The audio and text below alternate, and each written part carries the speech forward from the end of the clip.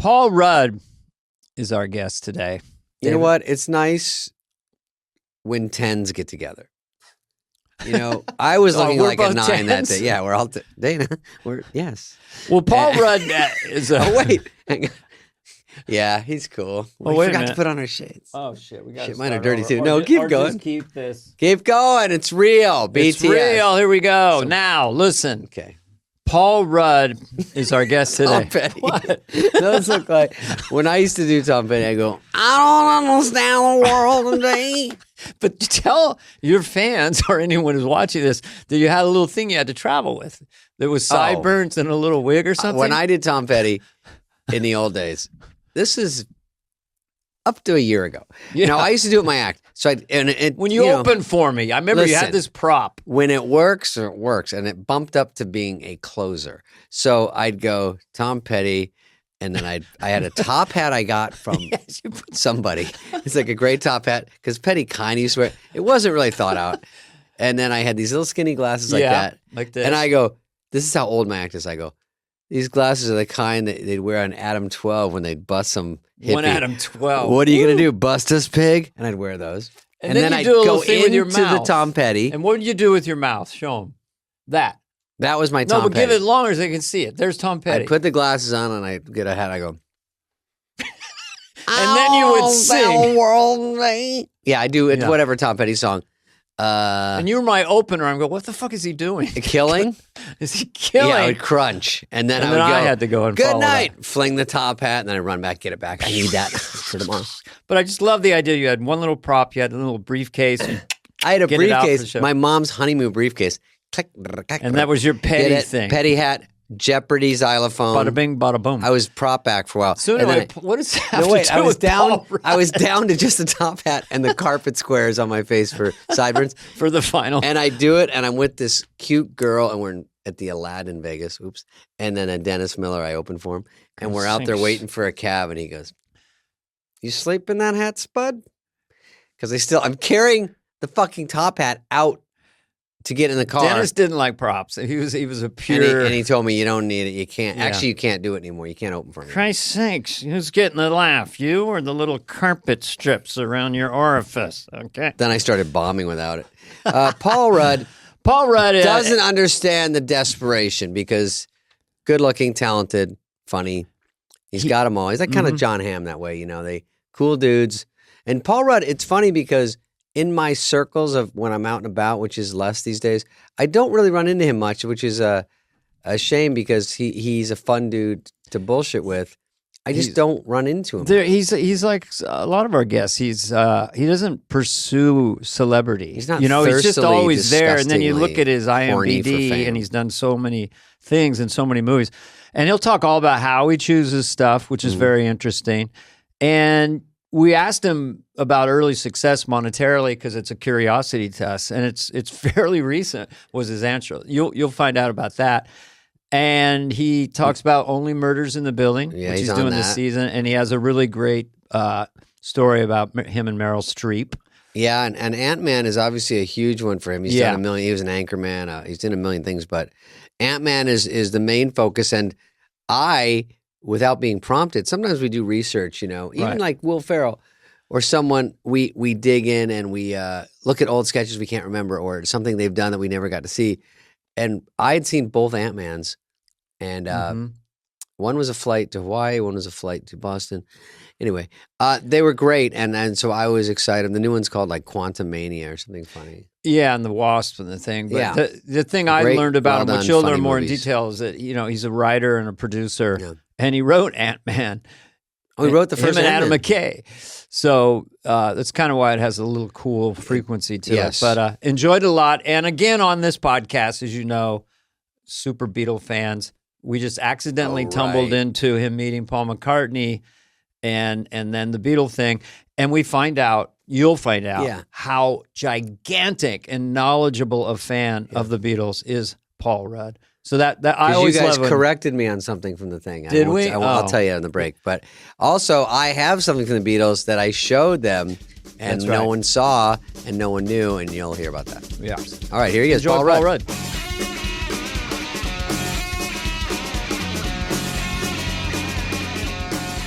Paul Rudd, I'll just say it really fast. 5-time. Yeah. Remember the 5-time hosting club? Yeah. We're going to go over a Clueless. He launched pretty fast. Yeah. Halloween 6. I was in Halloween 2. Stacey Dash was in Moving. I was in Moving. So 6 degrees of whatever. I read for Moving. For real. And you're moving. Yes, you move a lot.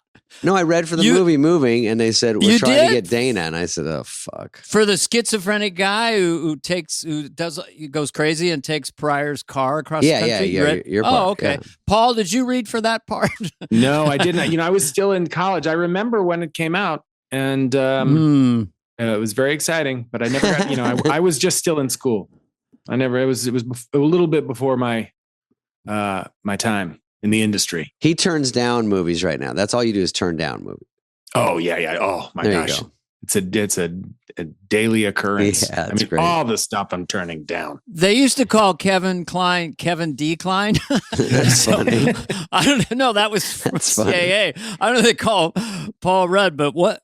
I got exhausted. This is quite a resume. I know. It's like, where do you start? It seems like a dream. If I had a kid come out of college, I would write out. There's no declining there. It's, I'll do it. Sure. Great. All quality work. Where do I sign? You produce, you co-write. You co-wrote the sequel to Ant-Man. Is that right? Mm-hmm. Yeah. The first one and the second one. No way. Really? Come out now. I didn't write that one, but I did. So they come to you as an actor, and then they say, and then you say, "Well, I'd like to co-write," or they offer it, or how does that happen? No, it just kind of happened. When Ant-Man first started, I was cast in that movie by Edgar Wright, who was the original director, and there was a script, and then they wanted to do something else, and then there was another script that they had hired from. They had written another person or another two people, I don't know, had written another script. Edgar left the project. There was another script that came along, and it just seemed like it was a little all over the place. And when we were looking at other directors, Adam McKay came in, and then he and I were talking. We were talking about what we could kind of do with the movie, and then they hired us to write it, the two of us. So, cool. So Adam and I kind of holed up in a hotel room for a couple months, and then just really tried to cruise through that. But he's such a great, McKay. Yeah, McKay I would say the two of you in a room writing and making your choices, no wonder it was a hit. Adam is brilliant. I was not aware, but now I look at all the hits you've had. I'm assuming you had a hand in all of it.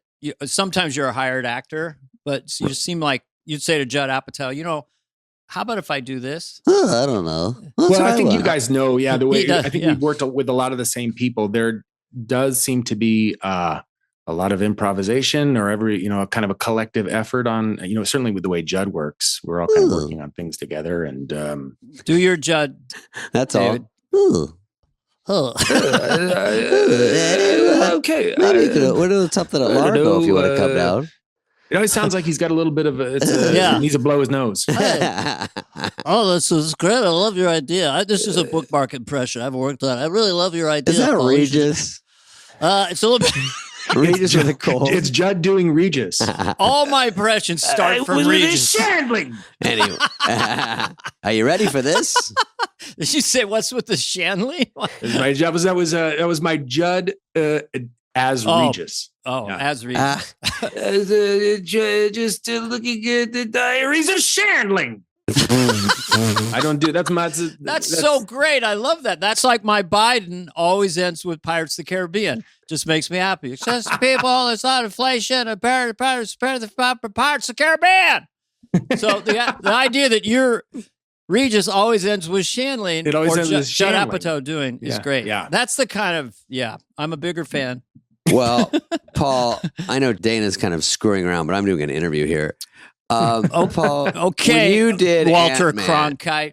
Yes. I'm actually, when I saw Ant-Man, I don't see all the Marvel ones because part of me is, obviously a little jealous, but some of it is like when you have when you have to, you can't. I can't help it. But when you have to please the whole world, it's still different than doing an artsy movie or like maybe even Anchorman or movies that are just to like, this is fun for just comedy fans that kind of like the joke on the jokes kind of stuff. And then when you do something that's for the world, it's probably gets a little watered down because, it's got to be for everybody and that's just the way it is. And they do well. But when I saw Ant-Man, I was surprised that it had so many clever moves to it that by the time it ended, during it, I thought, this might be a phase. But then it held all the way through, and that made me go see the second one, and the same thing happened. And I thought, that's cool, because this Ant-Man wasn't probably one of the ones that was the biggest ever that they were going to make, but turns out to be one of the funniest and best ones. Oh, well, thanks, man. For real. It did seem like it was those ones were a little different than the rest. I mean, they kind of existed. Even though they were part of that Marvel universe, they existed in their own space and they were a little smaller. And, the whole thing really is run by Kevin Feige, the guy who does, who orchestrates kind of most of that Marvel universe. And Kevin Feige's actually he's a pretty big comedy fan, and a lot of the stuff that he likes. And I got to know him while we were making these, is really kind of abstract, funny, not, particularly crowd pleasing stuff. Mm-hmm. And I remember we were in Atlanta filming, I think it was either the first or second Ant-Man. I don't remember, but no, it would have been the first one. And Tim and Eric were on tour, and I went to go see him, and Kevin went with me, and we went backstage afterward, and he'd never met Tim Heidecker. Mm-hmm. And here's like the head of Marvel kind of, fanboying out on Tim Heidecker because he just loved all the crazy stuff he was doing. And he's actually in the second Ant-Man. And in the first one, Greg Turkington, who plays Neil Hamburger, for those real deep comedy fans, deep dive, and does On Cinema at the Cinema with Tim Heidecker. He's in the first Ant-Man. So, there's a big contingency of On Cinema at the Cinema fans, Kevin being one of them. The layers of the onion go deep. That's nice though, because also those days when someone's coming to the set that you kind of know or something, it's always a fun day on the set. Yeah. Did you and Adam McKay ever write something and you said, let's just put it in, they're never going to go for this, and then they were maybe surprised? I remember, I don't know of anything that they went with. I remember we thought, this would be cool. Like, we're in the first one, we thought, we were also kind of trying to retain or go with what we read in Edgar's version that he wrote with a guy named Joe Cornish that we thought was great. And there's this heist movie, but we put in this idea that, like, what if he does a test run and actually accidentally fights an Avenger? That would be really cool. And we were laughing about it, and we put it in, and we did wind up shooting it. But I think in the second one, we talked about the villain being kind of this thing that went from person to person. We loved the idea of having Nathan Fielder be the bad guy, because it just seemed like a really weird choice and funny. Yeah. But great. Then when you're, and then it would hop from person to person. And I guess when your villain is an invisible gas, they don't really feel like they're going to make that movie. Oh. I remember we liked that idea. I think most of the ideas that we had that we really liked didn't get made. Oh, okay. Wow, we sound a little bit bitter. No, not at all. You're not at all. I do still want to see Nathan Fielder as a villain in a movie. Oh yeah, that's a perfect choice. Nathan For You. That's the name of the show, right? Or yeah. That was great. By the way, I think one of the funniest shows of the last 2 decades. Yeah. Yes, I totally concur. So you do Ant-Man, and you're how big? So you're already a superstar. I'll just say it, or a big star. I'll say it. Then you're in a Marvel thing, and how does that? What's that like? It's like your fame went to this other idea, right? I mean, the whole thing was and is strange, because it's not really. I never saw that coming. I certainly didn't imagine that. Years later, I would still be kind of doing something like this. I was never a comic book reader. That was not my world, really. And while it's been, an amazing thing to be a part of, for sure, the whole thing kind of over time, it became so much bigger and a bigger thing in my life, where I would go outside and people would just yell Ant-Man, and that, and it's such a global thing. That was me. Marvel. When you go to the airport, I just had this when I went to Wisconsin. The people that aren't fans, but they have pictures and all these, Funko Pops to sign on. Yeah. And they literally like hate me, but they want me to sign everything. And then the second I stop signing, they hate me worse. It's just the weirdest thing that's turned into, oh my God, I have fans. And then, it took me a while to figure out these aren't fans at all. They just sign this and get out of my way. They're just, that's it. That's true. They're like trading baseball cards. And they all hang out at the airport. It's a weird thing. Yeah. And I got, they were at the gate, Dana, in Wisconsin. I go, I'll sign one each of these things, but what? Which then they hate me immediately. But then I go, just how do you know what my flight is? How do you know anything? Right. And they're like, no, it's all cool. I go, no, but you're at the gate. And then they, no matter how many times they say no, they walk all the way down to baggage, and then they still hold them out. And I go, did I change my mind last 5 seconds? And then they go all the way to my car. And then I get mad. And it's always weird because I'm not in a Marvel movie. I'm just like, I don't get it. And you don't even like me. What are we doing? They here? Manipulate me by saying you're nicer than Spade. Yeah. So that I just keep going. I am really. No, I'm all nice right. to other people, not them. No, I'm nice. I'm nice to like I would celebrities. imagine there are fans there. They want you to have like a Joe Dirt poster or don't you rack your brain for another one. Like all that stuff. You get Emperor's New Groove. Yes. What's that? Emperor's New Groove. It's a David's animated hit. Yeah. Oh, Paul, I don't want to over talk about it, but when we started what was it like on Groove? Groove. You know who was on it at first with me? Hey, how's it going? Owen Wilson. We could go to Argentina and go surfing if you want to. Hey, all right. Yeah, all right. Yeah, there you go.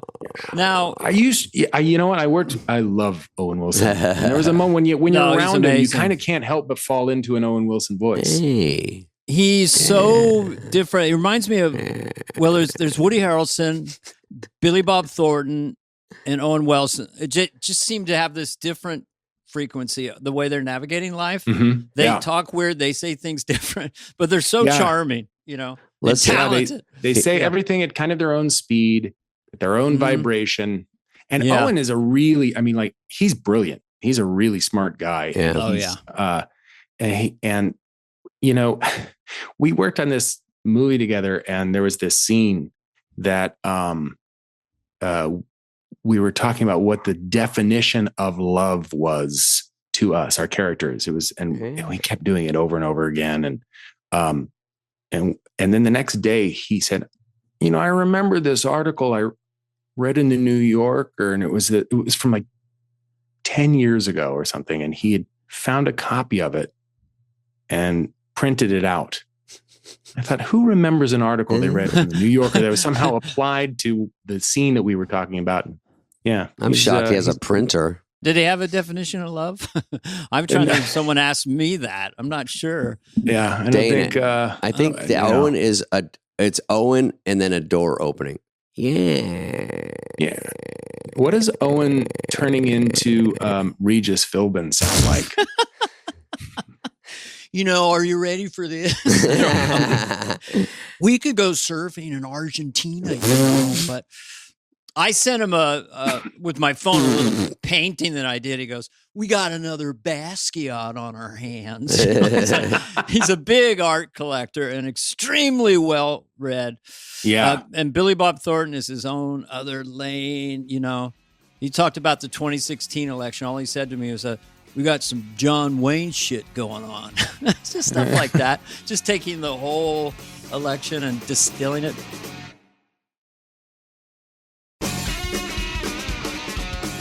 But back to Paul Yes, Rudd, for sure. Who is obviously like almost a cast member of Saturday Night Live. And now you're working with Steve Martin and Martin Short on Only Murders in the Building. Are they fun, or are they kind of...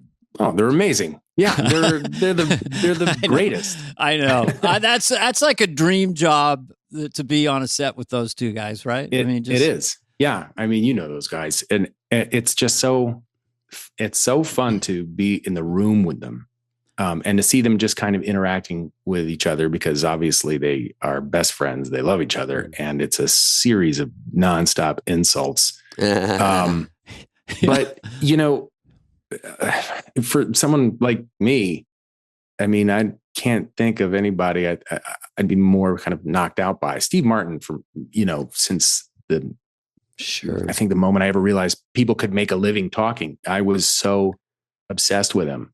I saw him in the 70s. Same here. I saw him at the boarding house in the 70s, and he was just magic right away. Man. His stand-up. And he recorded some of those albums at the boarding house. 300 seats, kind of old and weird. I can recite those albums. I don't know why. He was same thing, Paul. I was one of the first ones I locked into, and I couldn't get enough.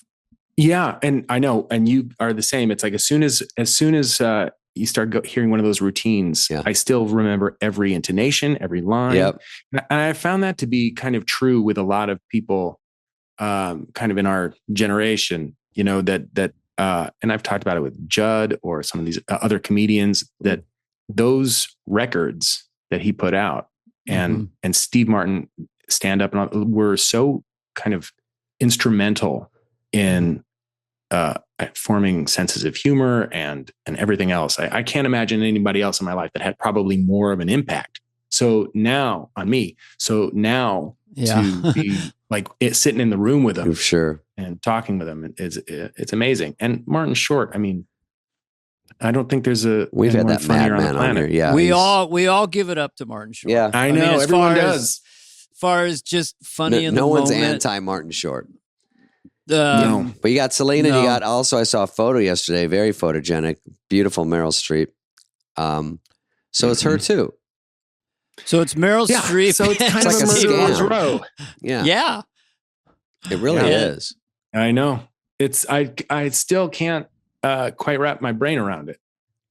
Yesterday was the first day we filmed, and it was kind of a big scene, and it was the first day that we were all there, and I was just panicked. Mm-hmm. I mean, I'm like, oh, don't forget any of my lines. Don't. Have fun. Don't try too hard. I mean, right? Yeah. It's just the pressure. And then when I was leaving Meryl Streep, who I'd met before, but I don't know really. Sure. And, I mean, I'm so kind of. I'm like she's a freak in a good her. way. Yeah, she's a freak.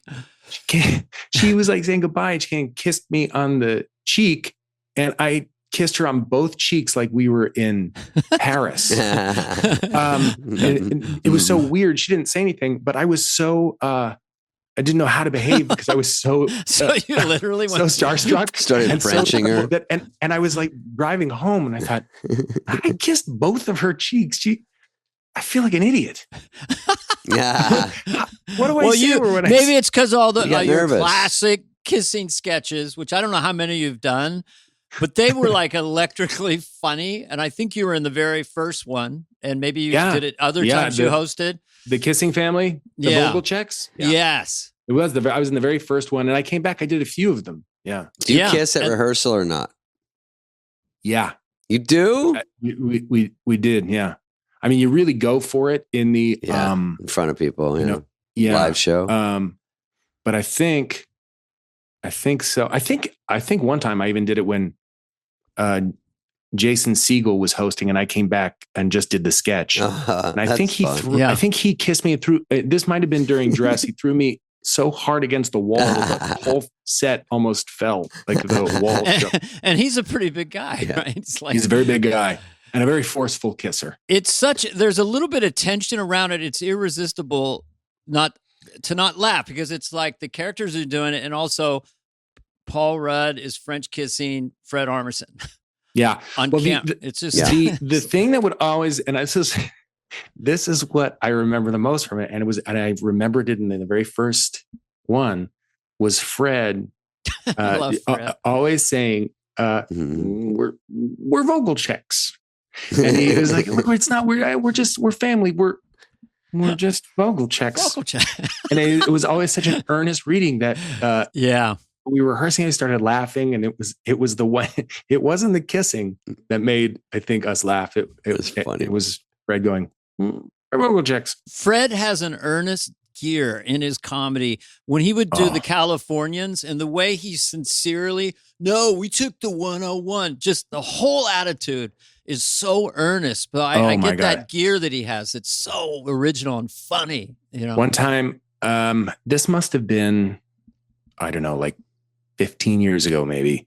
I was it was Bill Hader was having a birthday dinner, and it was at a restaurant, and we're sitting around across the table. It might have been more than 15 years ago, but Fred was talking about the Beatles and his love for the Beatles. And he just kept talking about the Beatles. And at one point I said, all right, so now if I want to listen to the Beatles, like what album should I start with? Or I started asking a question like I've never heard of the band. That's and awesome. Then he started saying like, they're just these four lads. They're kind of mop tops. There's an album, and he would start talking to me because the guy is the master of a bit. Yeah. And he'll stick with it.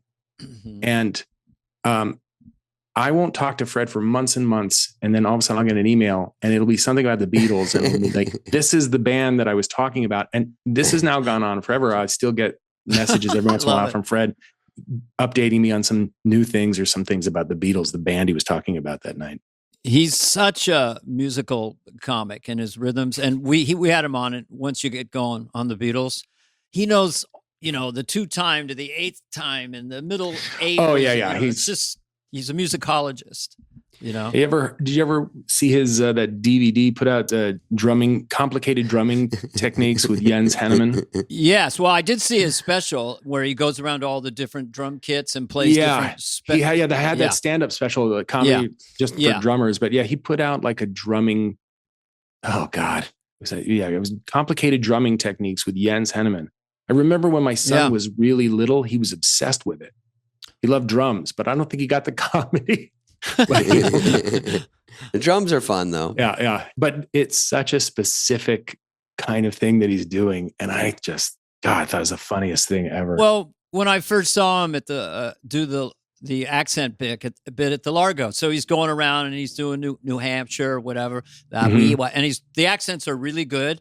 And then I didn't realize in real time, he's getting very specific, like Bakersfield. I'm from Bakersfield. Like he's making up accents. And it slowly burns the audience down. When I saw you with Bill Hader and Fred and some of the sketches, I thought, wow, that's so much fun to be with those two guys. Oh man. Was that your first time? Was that sort of the group was Kristen Wiig and those guys? Mm-hmm.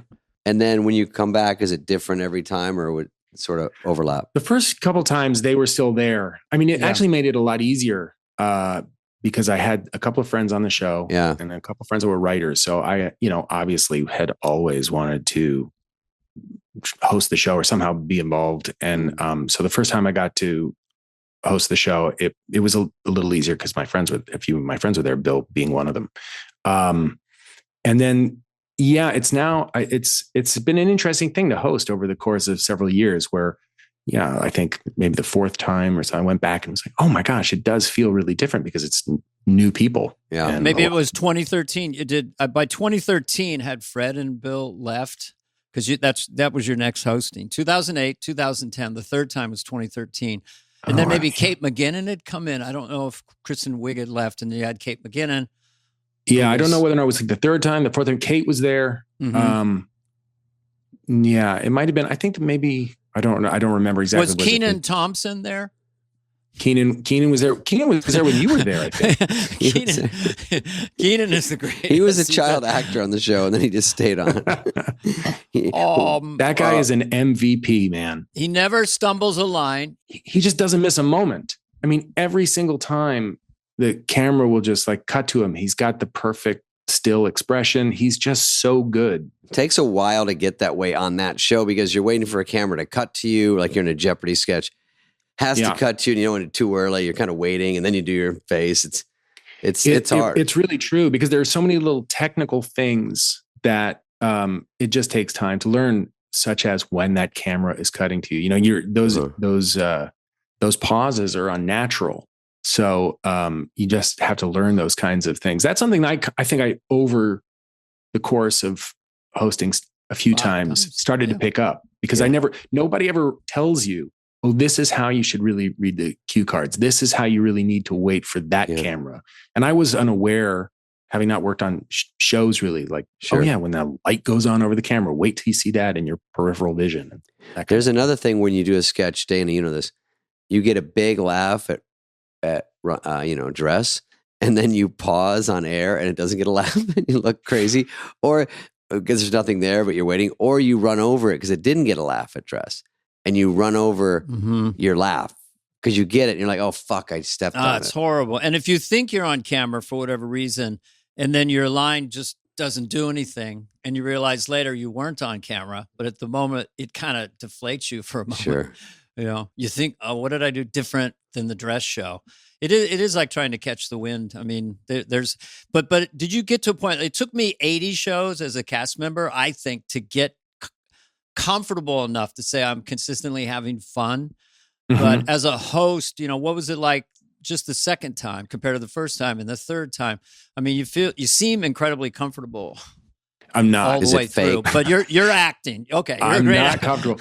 Well, the first time I was on total adrenaline, and it was so crazy. I remember feeling so exhausted when we finished the dress rehearsal, and then I thought, "Oh my God, I have to do this again." You shoot your load now. on that, the first time, I remember that first time feeling that. It was also really weird for me because not to bring things down, but the first time I hosted was, I think, 2 weeks or so, almost 3 weeks after my father had died. So I was in this state of complete kind of I was grieving, mourning, but I was also kind of half there. But I was so excited to host SNL, and so it was the entire experience was just kind of out of body.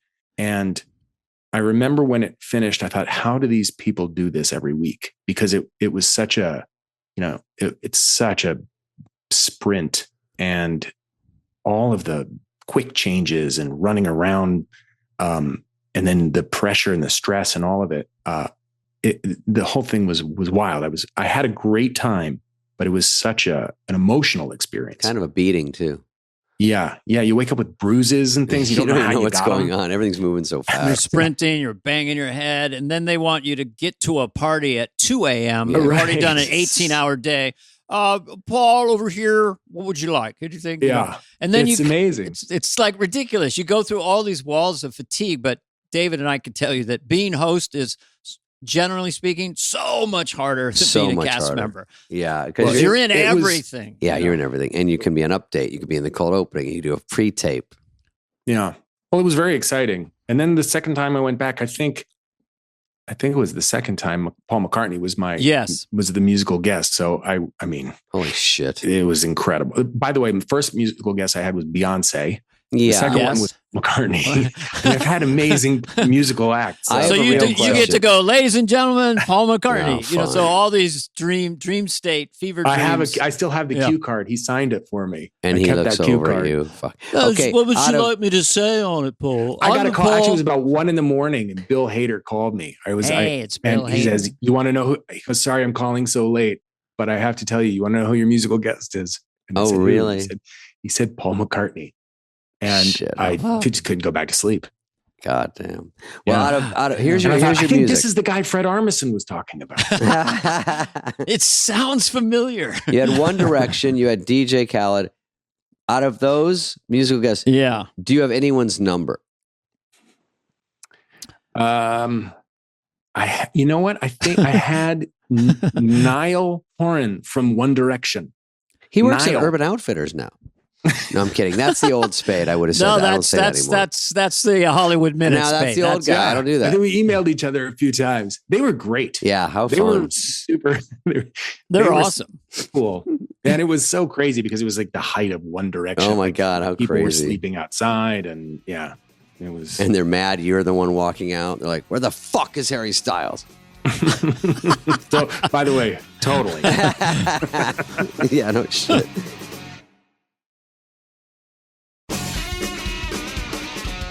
It's hard to get to know, like, we were told sort of between the lines, don't talk to the host a lot. Like, you don't want to get in their face when you're a cast member, other than, because it's like, when do you get to know each other during a week? Because, you do read through and you leave, and you're sort of separate and you leave. And then in rehearsals, you're sitting around for a little bit. So you can kind of bullshit about it while you're in between. We're going to fix something. Give us a minute. Fixing a light. And then you kind of get to know the host a little just because you're right next to them. Mm-hmm. And then you do this. There's the show, but everything's moving a million miles an hour.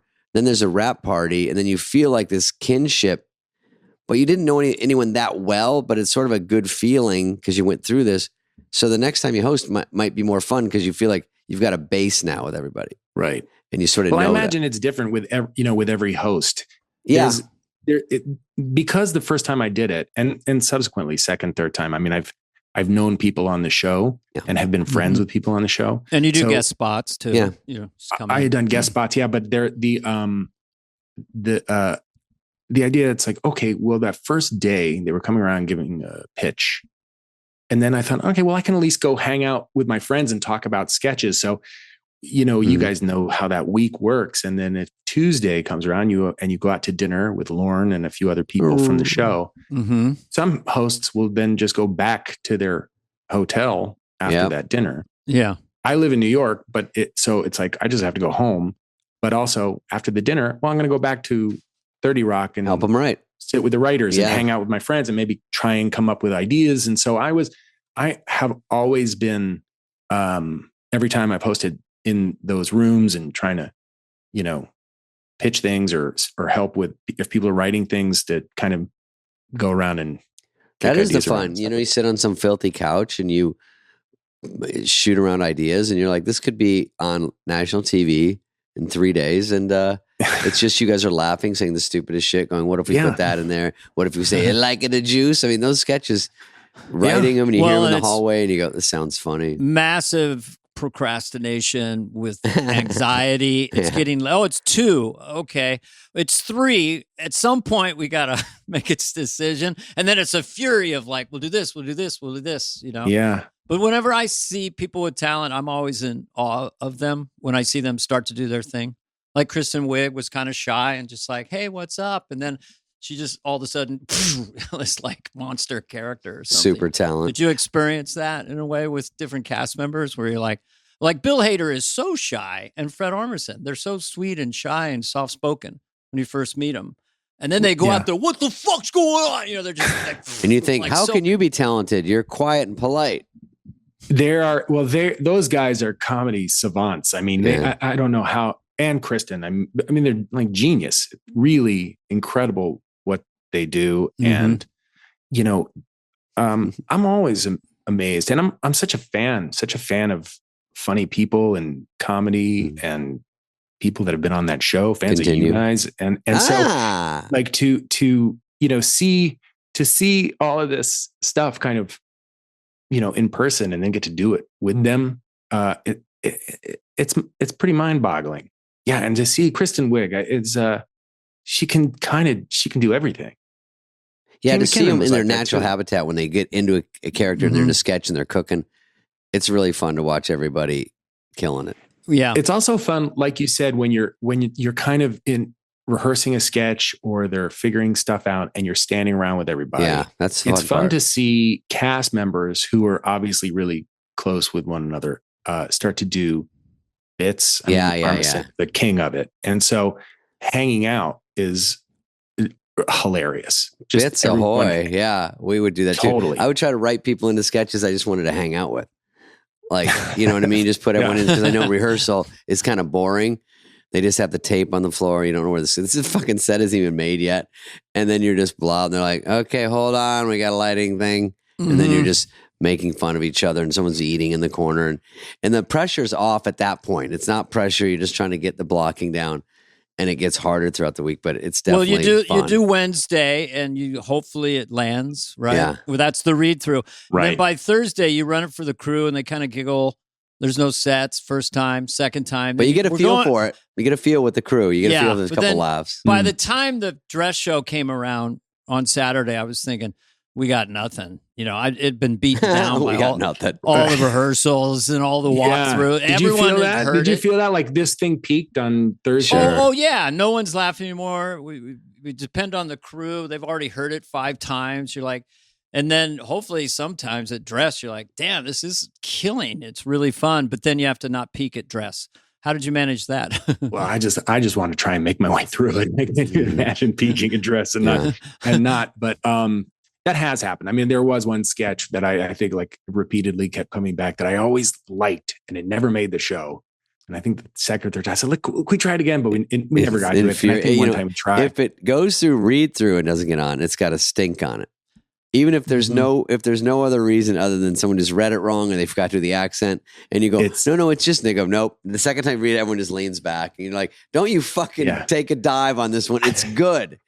And it's hard to resuscitate it. Or if it got on dress and goes away, there's always that, well, there's a reason it didn't get on air, so it's hard to resuscitate. And I've had that. It went on dress and then it didn't go. But I always loved it. Give it a chance. Do you want to share with us? Maybe we can resurrect it was about the Giving Tree. I remember it was a dad reading Giving Tree to his kids, not realizing that it's so sad. And he starts to spiral out and then, winds up crying and, drinking, and the cops come to the house. I mean, it just evolves into this, even now as I describe it, I'm thinking, no, I see why this didn't make What was the kid's name in the sketch? I don't remember the kids' names. I'm just trying to do an impression of Lorne not thinking the sketch is going well at read. I think maybe Bobby Moynihan might have been one of the kids, but I think maybe a girl was one of the girls might have been named Susie. Susie's sad. Bobby sits back. Bobby has a tear. And that's this is at read through. He's reading stage direction. Right. Yep. Yeah. That's sorry. It. Yeah. And it's starting. Like this one's not going to make it. Yeah. Sense memory. Has there ever been, like, for you guys? Did you ever do a sketch that, like, was the biggest surprise that it was the sketch killed so hard and you really didn't see that one coming? Is there one that sticks out for either one of you that? Well, I would say, if you want to go, David, from my very first SNL, I'd never done sketch, and the Church Lady sketch with Sigourney Weaver and Phil Hartman and stuff moved up to the first sketch, and then it really killed. And it shocked me. I'd never had a dress on. I'd done a little bit of the character in my stand-up. So that was a big surprise. Yeah, I just did one where it wasn't that big of a sketch, but where I was a receptionist and I kept condescendingly talk to people and go, and you are, like, it was like a Hollywood person, didn't really, made people explain their credits. And then it was last in the show and got put to first in the live show. And it was Roseanne. Phil came in as Jesus. And there was one other person, but it killed, and it was first one up. Yeah. And that was rarely happening with me. Dana, it happened every week, but to get the first sketch out was a big one. When I did the Pepper Boy with Sandler, it wasn't really happening throughout the week. It did not happen at dress, but we both just went for it hard. Of course, we had Farley in there too, the ultimate button. So that crushed on air enough that Sandler called me at 4 a.m, just said, Carvey, Pepper Boy. That was it. It's hard to kill in a restaurant sketch in the corner. Yeah. It's not at home base, right, Paul? I mean, you hard to time the laughs. You can't quite hear the audience. Yeah. You're kind of off to the side. It's true. Where the audience is above you. Where you're doing the sketch on stage makes it a difference, huh? Yes, because you can immediately kind of feel and hear the audience, or you're not sure you scored. They're watching it on a 12-inch TV in the audience. You know what I mean? They're like, yeah. Oh, wait, because they can't see you. It's a really interesting point that you don't hear about that often. I don't think where you're actually doing it physically. Well, I would have to, when I got used to this process, I would go to where the set designers they had a little map of 8H, and I'd look at my sketch and I'd see it in the corner. And I'd say, could I get this near home base or whatever? And they go, well, not if there's that entrance. What a fucking cheater. They go, not if there's an entrance. So what if I take the entrance out? And they go, oh, yeah, then we can move it here. Oh, my God. No kidding. That's fascinating. Oh, yeah. No, I learned all the tricks of the trade. That's brilliant. You got to do it, But what about Please Don't Destroy? That group was really good, Paul. You did one called Good Variant. I saw it was funny as shit. They got a lot of different moves in those things. Yeah. Well, we were supposed to do a version of that. Those guys are great, by the way. The fifth time, my fifth time I hosted, the show was canceled the day of.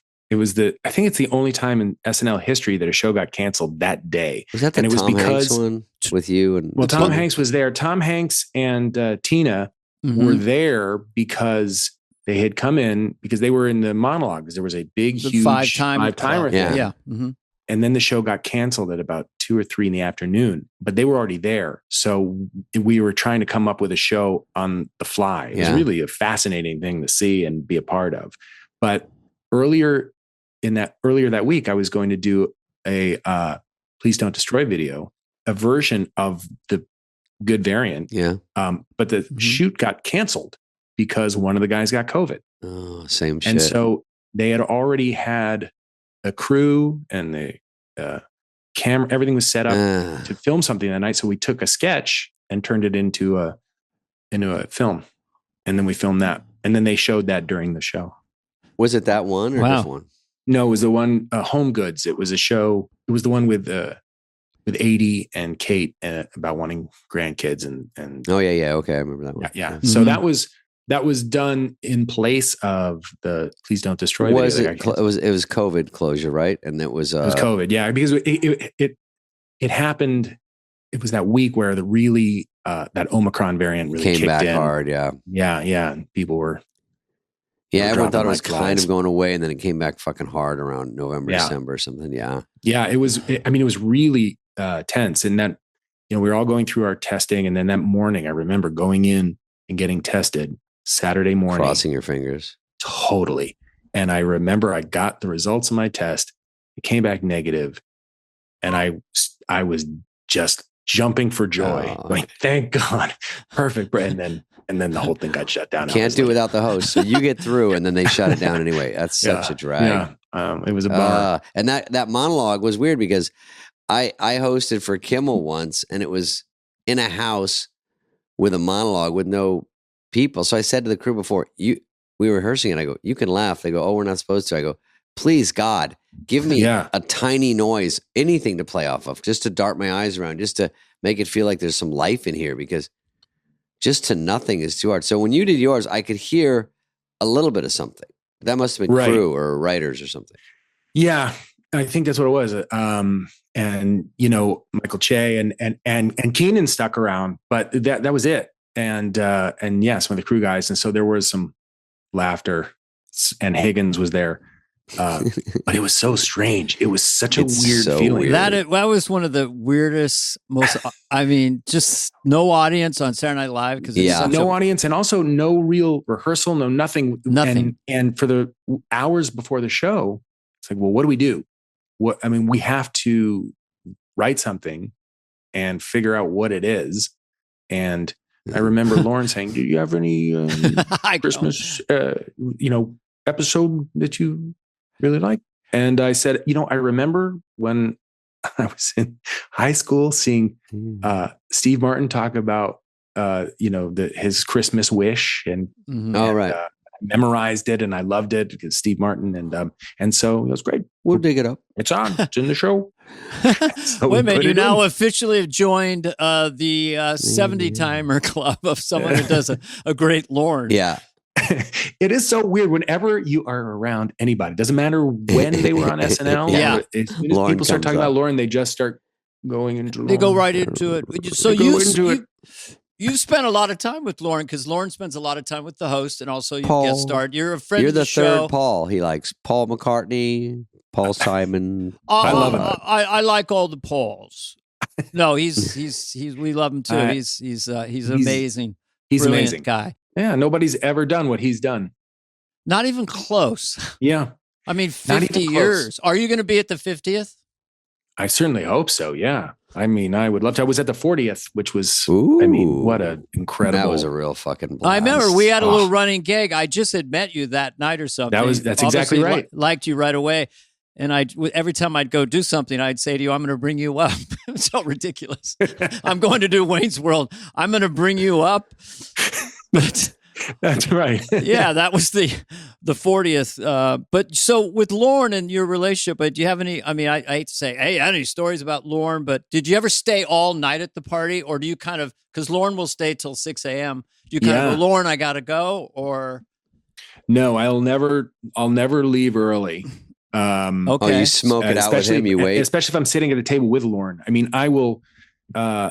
Even recently, I went just to watch the show, and it's like I'm at that party, and it's like the greatest thing. I'm sitting with. I went with Marty and Steve were hosting, and and I'm at the table after with Martin Short and Lorne. And then, of course, I'm in the middle, and I just want to start hearing them talk about Three Amigos, which, of course, happened. Yeah, and it's amazing. It's amazing. There are many times that I just kind of step outside of what's actually happening in the moment and say, I cannot believe this. I just can't believe it. Yeah. And there's something like having it on the show with these guys. I had it at that table listening to the Three Amigos stories. I had it when I was hosting SNL, and Paul McCartney was the musical guest. And there were many times that week that I couldn't believe what I was seeing. And I had that same thing. I did one of those. I did a Lonely Island video that week, and Andy and they pulled in Paul McCartney, who did a little thing on it. I love it. And we were standing around, the three of us, for an hour, and he was just telling us stories about John Lennon and the Beatles and everything. Wow. Now I'm jealous. Yeah. I'll tell you, honestly, one of the coolest things I have ever experienced was on the Thursday. Thursday, for people that don't know, that's when the band really kind of comes in for the first time, and they do their run through. And so we were taking those pictures that they use for the bumpers next to the stage. So Thursday comes in, Thursday happens, the band comes in, and we're taking pictures. And Marilyn and I said, we're not going to take pictures. We have to go watch Paul McCartney. So we did. And he performed, I played a couple of songs, and then there was a grand piano on the floor. And he didn't know what he was really going to play. So he just came down and sat behind the piano. And there's maybe, the crew is there.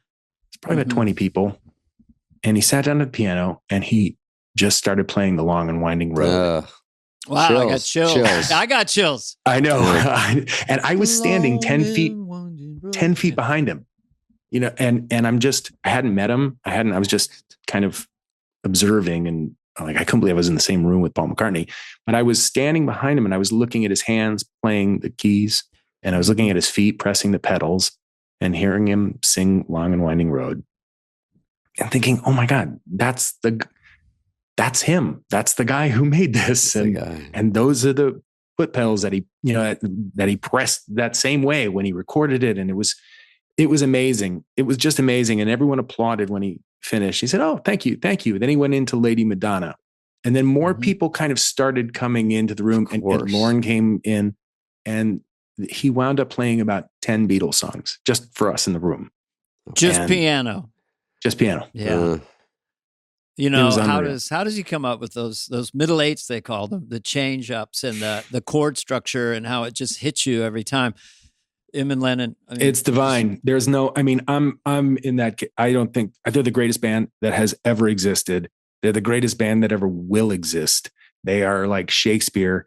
They're like Bach. They're like every Mozart. Several hundred years, somebody or something comes along that redefines that kind of beauty. And I think the Beatles are that. They are for me. I couldn't have said that better. That's really well put. And Sheryl Crow said to us that she thought that Blackbird and Yesterday were the greatest songs ever written for her. There's so many. That's the thing. They have so many. Yeah. And she thought she didn't say it in a heavy way, almost divine. There's almost something like, how did those two guys essentially go to high school together and then find those other two guys and find George Martin and write 100 masterpieces in 6 years? It's crazy. And then and maybe record 3 of them in one day. Yeah. Remember Dana when he said, we talked to him, Paul, and he said, during that Get Back thing we were fawning over, the documentary. And we said, he said he came in with, was it Yesterday and he goes, well, for that one, he did have Long and Winding Road, and he had Get Back. He was in kind of. He said, I came with it, and I go, do you walk in like I got a fucking banger? And he goes, no, you can't. You have to go under and just go, hey, I got one. If you guys want to hear it, I worked on, just for ego wise, like let everyone go, let us find it if we like it, And And I think it was either yesterday or some other monster. Well, yesterday was a little earlier, but yeah, he had a lot. He did Let It. He did. And they love it. Let It Be. I think on. Yeah. Oh yeah, that right. was He was playing that, and then my God, when he sits down, he's playing, and he is playing. Get Back, and George and Ringo are just sitting across from him listening, and Ringo starts clapping his hands to a beat, and you just think, and same thing, like, how are we seeing this? This is the first time these guys are hearing this. They don't know what this song is going to be. It's just, it's magical. I couldn't get over that I wanted 9 more hours. I couldn't believe what I was seeing. Wow. I mean, in my age group, I was, watching them in real time, having older brothers. So I was 9 when they were on Ed Sullivan. But I love when I hear someone who probably first heard them in the 70s, late 70s, because the wave was so high, and by they left at 69, I don't think anybody, even them, understood what had happened. Right. So and then people like you come along, and then younger people keep coming along, and we're all trying to figure it out. And Dennis Miller said to me, he can figure out the Stones. He can figure out Pink Floyd.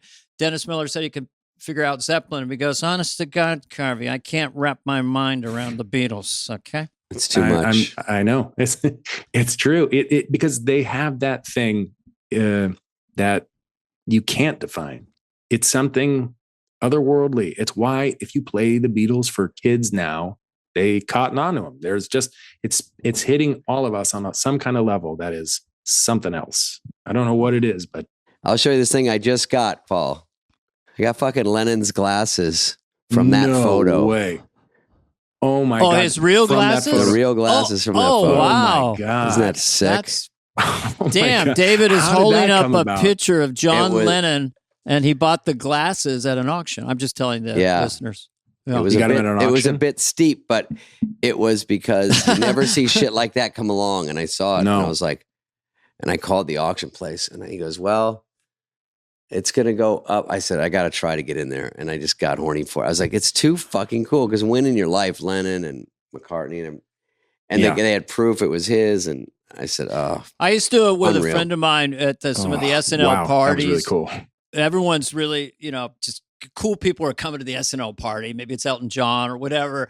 And we used to imagine, what if John Lennon could walk in? We were like, everyone would just stop. And so, anyway, I'm with you, Paul. You, me, Fred Armisen, and David, and whoever else wants to join us, we should have dinner and just fan out on and try to explain. There are, like, I will talk about the Beatles forever.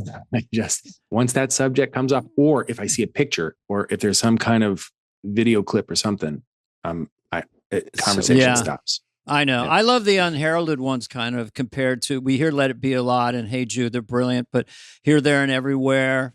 For no one. I mean, No Reply by John Lennon is one of the most heartbreaking pieces of, and Paul maybe wrote the middle eight.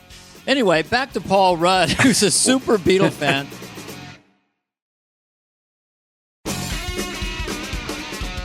Oh, I have a question about Clueless. He's been in so many monsters like Anchorman and Clueless. Yeah. When did you make your first $1 million? Was it around Clueless? Or around after that? No, God. Wouldn't have been Clueless. No, that was but did too that early. Get you paid after that, or did it take another 5 years? No, not at all. I'm going to guess. Let me see if that was 95. Oh, by the way, we came out in 95, and so did Billy Madison. So Clueless, Tommy Boy, Billy Madison. Oh, that was fucking some comedies. My God, yeah. Mm-hmm. Yeah, I don't. Way later. Way late. Well, it might have been like actually kind of around Marvel. Because it wasn't you were in ensemble one, so they can't pay everyone that much if you're in a movie with Will Ferrell or Steve Carell or a lot of those. So then when it was Paul Rudd's movie, then they do a little bit better. I'm just happy to work. Of course. Well, I know, and certainly with those guys. I mean, I'll do it for free. Wet Hot American Summer is a little nugget. That's just, that might, I mean, now I don't remember everything about it, but I remember going, this is a cool movie. And I tried to get that director to do something, I think, because I thought, oh shit, this is such a weird, funny, cool, low budget, well done. You must hear about that one a lot. Yeah.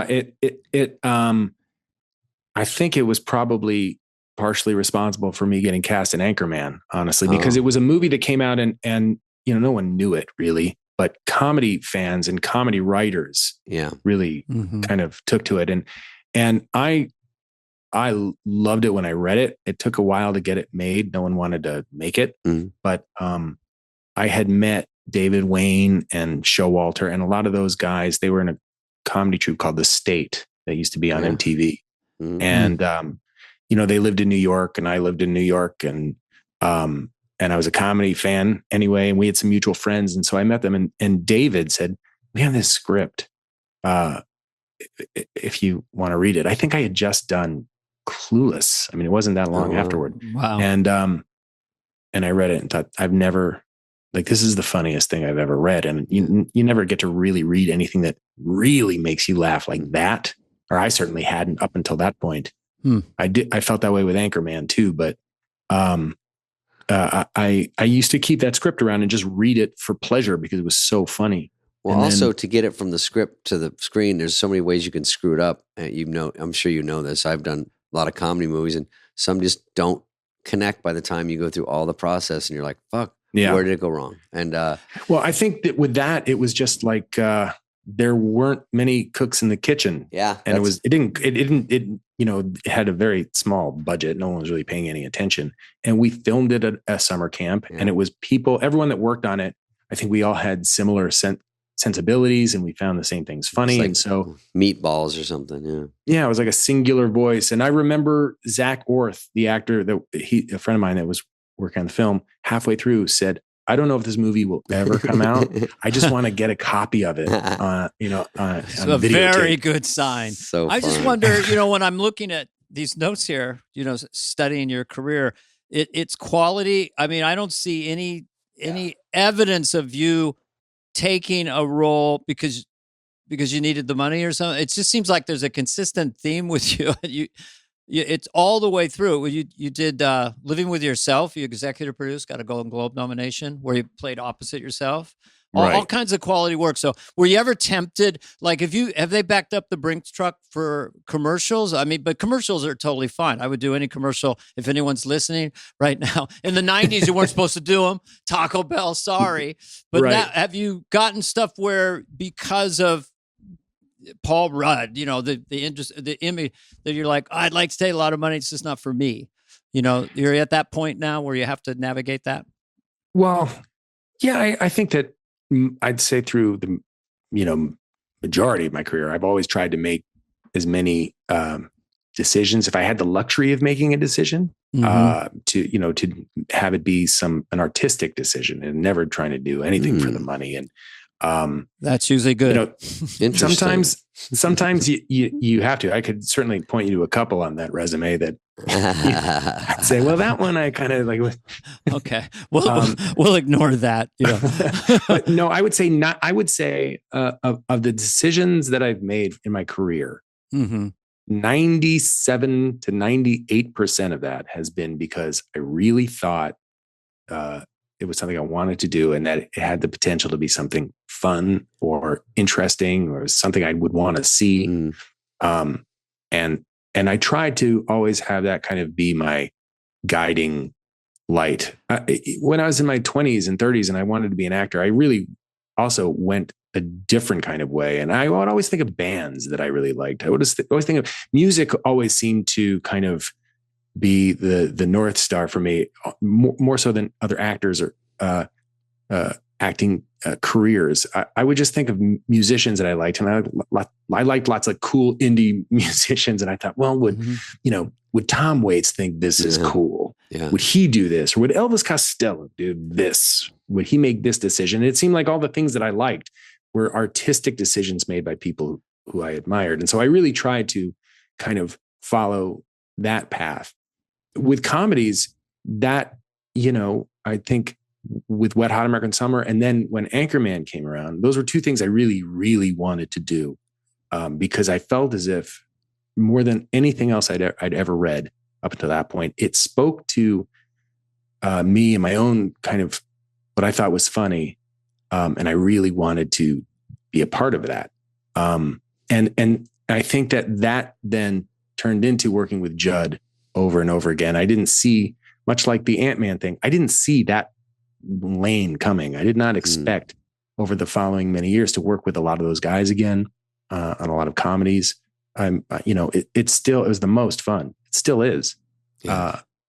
But it was always, I think I was always following that. Like, this would be fun. I think this is funny. I really like these people. I like these actors. I'd love to be a part of this. So. Wow. I think the two lanes that explain this, one is what you just said, and the other of never losing a sense of awe and wonder of this remarkable good fortune we have to be in show business. And for sure, you meet people that get bitter or kind of angry or whatever, rather than just like, I can't believe we're able to actually do this on any level. I mean, right now I'm working. I think that all the time. Yeah. I'll be, even it's like you're in the middle of some scene and you're just going some improvisation about farts or something. You think, I'm at work right now. This is my job.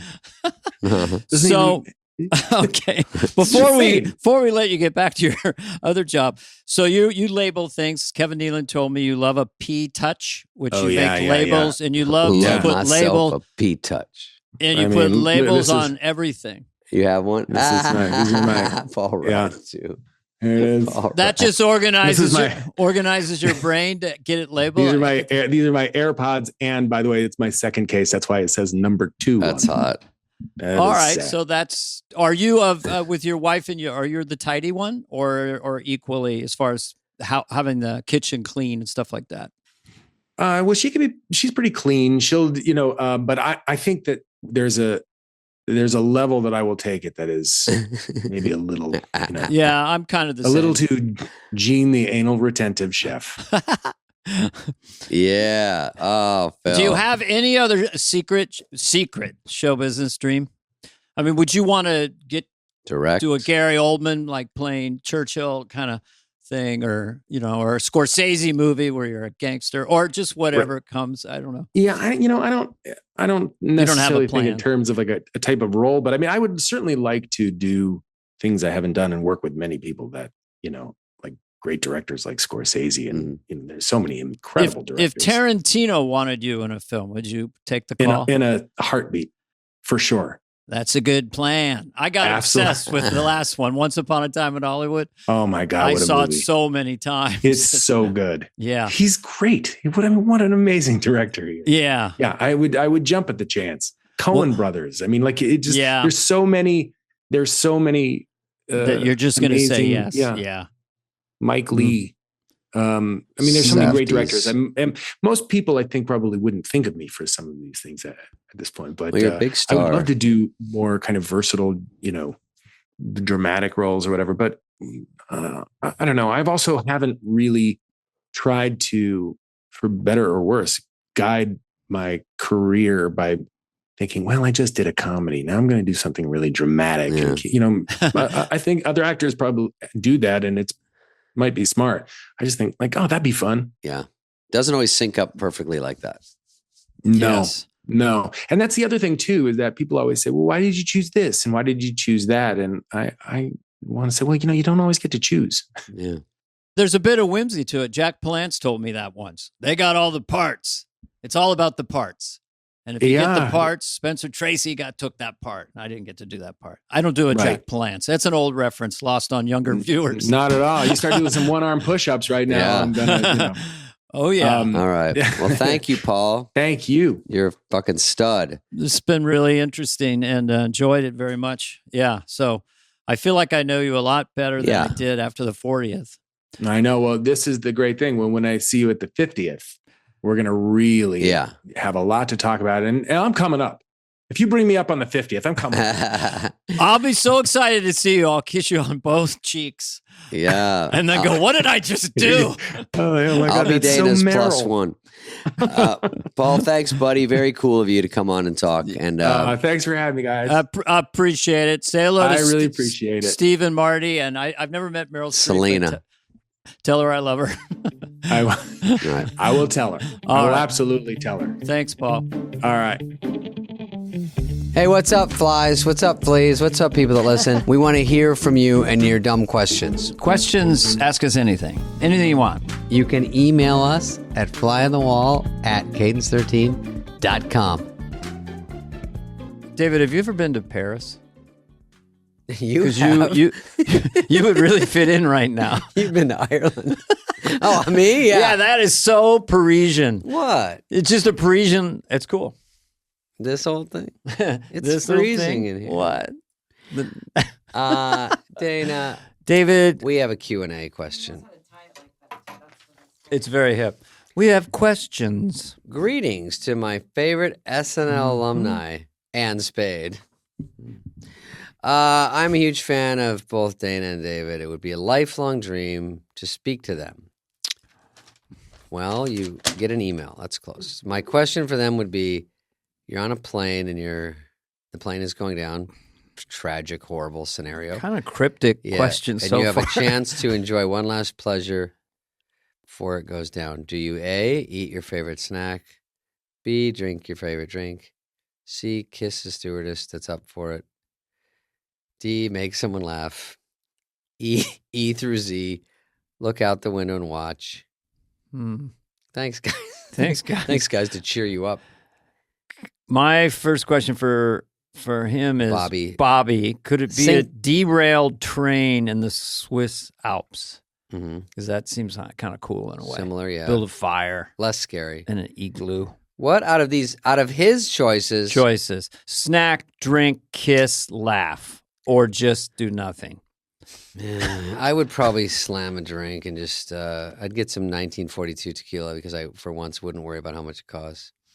And then I would probably look out the window. I wouldn't want to I look out would the window. reenact in the aisleway your squib farty thing. From Warning Shot. Dude, Warning Shot. Yeah. You sent me the trailer. Warning Shot. Hell yeah, did you ever see the trailer? I did. It's hysterical. This is a great movie. Warning Shot with David playing like a mob heavy guy. Very serious mob guy. And one of our big famous people we interviewed said we should do a sequel to Warning Shot. It's a good movie, by the way. So I'm not making fun of that part. I'm making fun of a story I told about the shooting. Heather, do you remember that story? I always thought you should play a mob boss. I want to play a bad guy in the new Megan movie, so I'm going to check it. Megan, the doll that everyone wants to fuck. Megan, did you know Megan the robot? Megan 3 or something? What? Megan is the robot, and I saw a picture, and she's like, hi. I'm like, she's 9. Do we have to give her heavy eye makeup, Kylie Jenner lip kit? She's got her hair blowed out. Went to the blow dry bar. I'm like, can you just be a robot and get some fucking shit for me and like do beep bop boop? It's like, hey, what's up? I'm Megan. I have an OnlyFans. What's happening? Go ahead. No, that's a great observation. Is that off Megan, the top of your head? Yeah, it's a robot. What's your IQ, man? It's a robot movie. Oh, I know of it. I haven't seen it. We watch All Creatures Great and Small. Would you like me to do anything for you? Oh, yeah, go get the paper. Anything else? Megan? Oh, hello, I'm Megan. Just saying. And I am a robot, and I'm hot. I know. Megan, Would you like can some I change cocoa? your voice? Because it's not as sexy going, well, I don't know isn't that what her voice is? Yeah. Kind of nasally? Yeah. I am Megan, and I am a hot robot. We got to change her voice. Make her more hotter. Bobby, anyway, that question was awesome. Yeah, I Bobby, hope good we job. Fulfilled your wishes. Wow, guys. Today is a big one. This is, God, Dana and I were really pumped about Danny Aykroyd. He's one of the biggies that we just have talked about since the beginning. And even before I ever wanted to be on SNL, which was, I didn't really want to be on SNL almost until I got on SNL because I didn't think it was even a possibility. I dream low. My mom always told me, dream within reason. Dream about getting a new spare tire for your Volvo. So I was never thinking I was like a character guy for SNL, and the king of the character guys is Aykroyd. I mean, Phil Hartman is up there, but I have to say, it's very hard to compete with that first crew, Hall of Fame crew of SNL guys, and Aykroyd loved, and with Belushi, and there was too many things to go over them, from the Blues Brothers to Coneheads we talked about, all that stuff, of course. We didn't even get to Julia Child, Bass-O-Matic, and Heather's favorite, Jane, you ignorant slut. I wanted him to say that on my phone machine. Who has a phone machine? Anyway, that's not the point. The point is he was lovely. He came into my pad. I showed him Farley's jacket from Tommy Boy that is on the wall. We did Tommy Boy together. We did Coneheads together. He was a stud. I interviewed him once for Spin Magazine when I was on SNL. He was very generous and let me do that. And he is a character. And he was doing some impressions and goofing around. And there isn't enough time to talk to Dan Aykroyd. There's just too much. And what a stud. And he's got his vodka. And we talked about that. And it's all. And we had a few knocks. I did, definitely, with him. Put a little Diet Coke in it to ruin it. And it was just a blast. So without further ado, here's Danny Aykroyd. And we had such a fun time with this dude.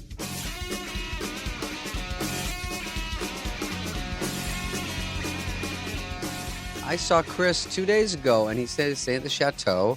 Yeah. Love Chris. He must love you. He came over and gave me a hug. And I said I was seeing you guys, and he was, He should have been more excited about you seeing us, but that's okay. It's great when you meet someone who hasn't become a superstar yet. Chris? Yeah, and if you treat them normal, they never forget it. If you're just reasonably respectful. He's pretty much of a superstar, though. Oh, yeah. And just, boy, from what I can gather, hasn't changed a bit. This looks like a congressional inquiry. Let me answer some questions. We're sitting on a table like a scene from Oppenheimer. The podcast is actually called The Hot Seat. It's a surprise. Okay, and we welcome Dan Aykroyd to the hot seat. Yeah. Heather, help him with that. Does you know how to do that? Okay? I'll do the side thing. And will you bring him? Crystal Head vodka? Is that the one? Do you have plain? Do you have any fresh squeezed orange juice in the house? Heather, I assume so. Do you have any? Did you ever win an award? Any juice at all? Any cranberry or any? You know what we might have is it's not hibiscus? Juice. We might have lemon 7-Up seltzer. Is that nothing? No, it's you not don't have really a juice like a hibiscus or cranberry or hibiscus. Yeah, that's all right. Put some ice in there. Yeah, I will. Yeah, I'm just. Okay. No. Don't worry about that. No. Oh, but it's just if you to sample it pops it better if it's cold. Oh, if it's cold, I'll put some ice in there. Yeah, put some ice in there. I'll try some. I'm gonna have Or if you guys want So and please let me know. So I don't let me know when we're rolling, so that I'll do all the politically incorrect stuff now. We're always we don't have to use it, but we're rolling. But you always have editing capability. Yeah, you can always. We will send you the raw tape. The conversation begins then. Okay. Okay. Well, what you're doing there is you're pouring the mash. Okay, go ahead. Let's start. Have you won awards for this vodka? You want to start? Do you do a formal introduction, or do we just? No, well, we do have Dan Aykroyd, who's. I start everyone as Joe Biden. Get your facts straight, Jack. That's it. Yeah. And then there was the other president you did so well and so beautifully. Gotta do it. Yeah. You know, that the way that eventually, it came. It was a slur. You know, it's a there's a Washington.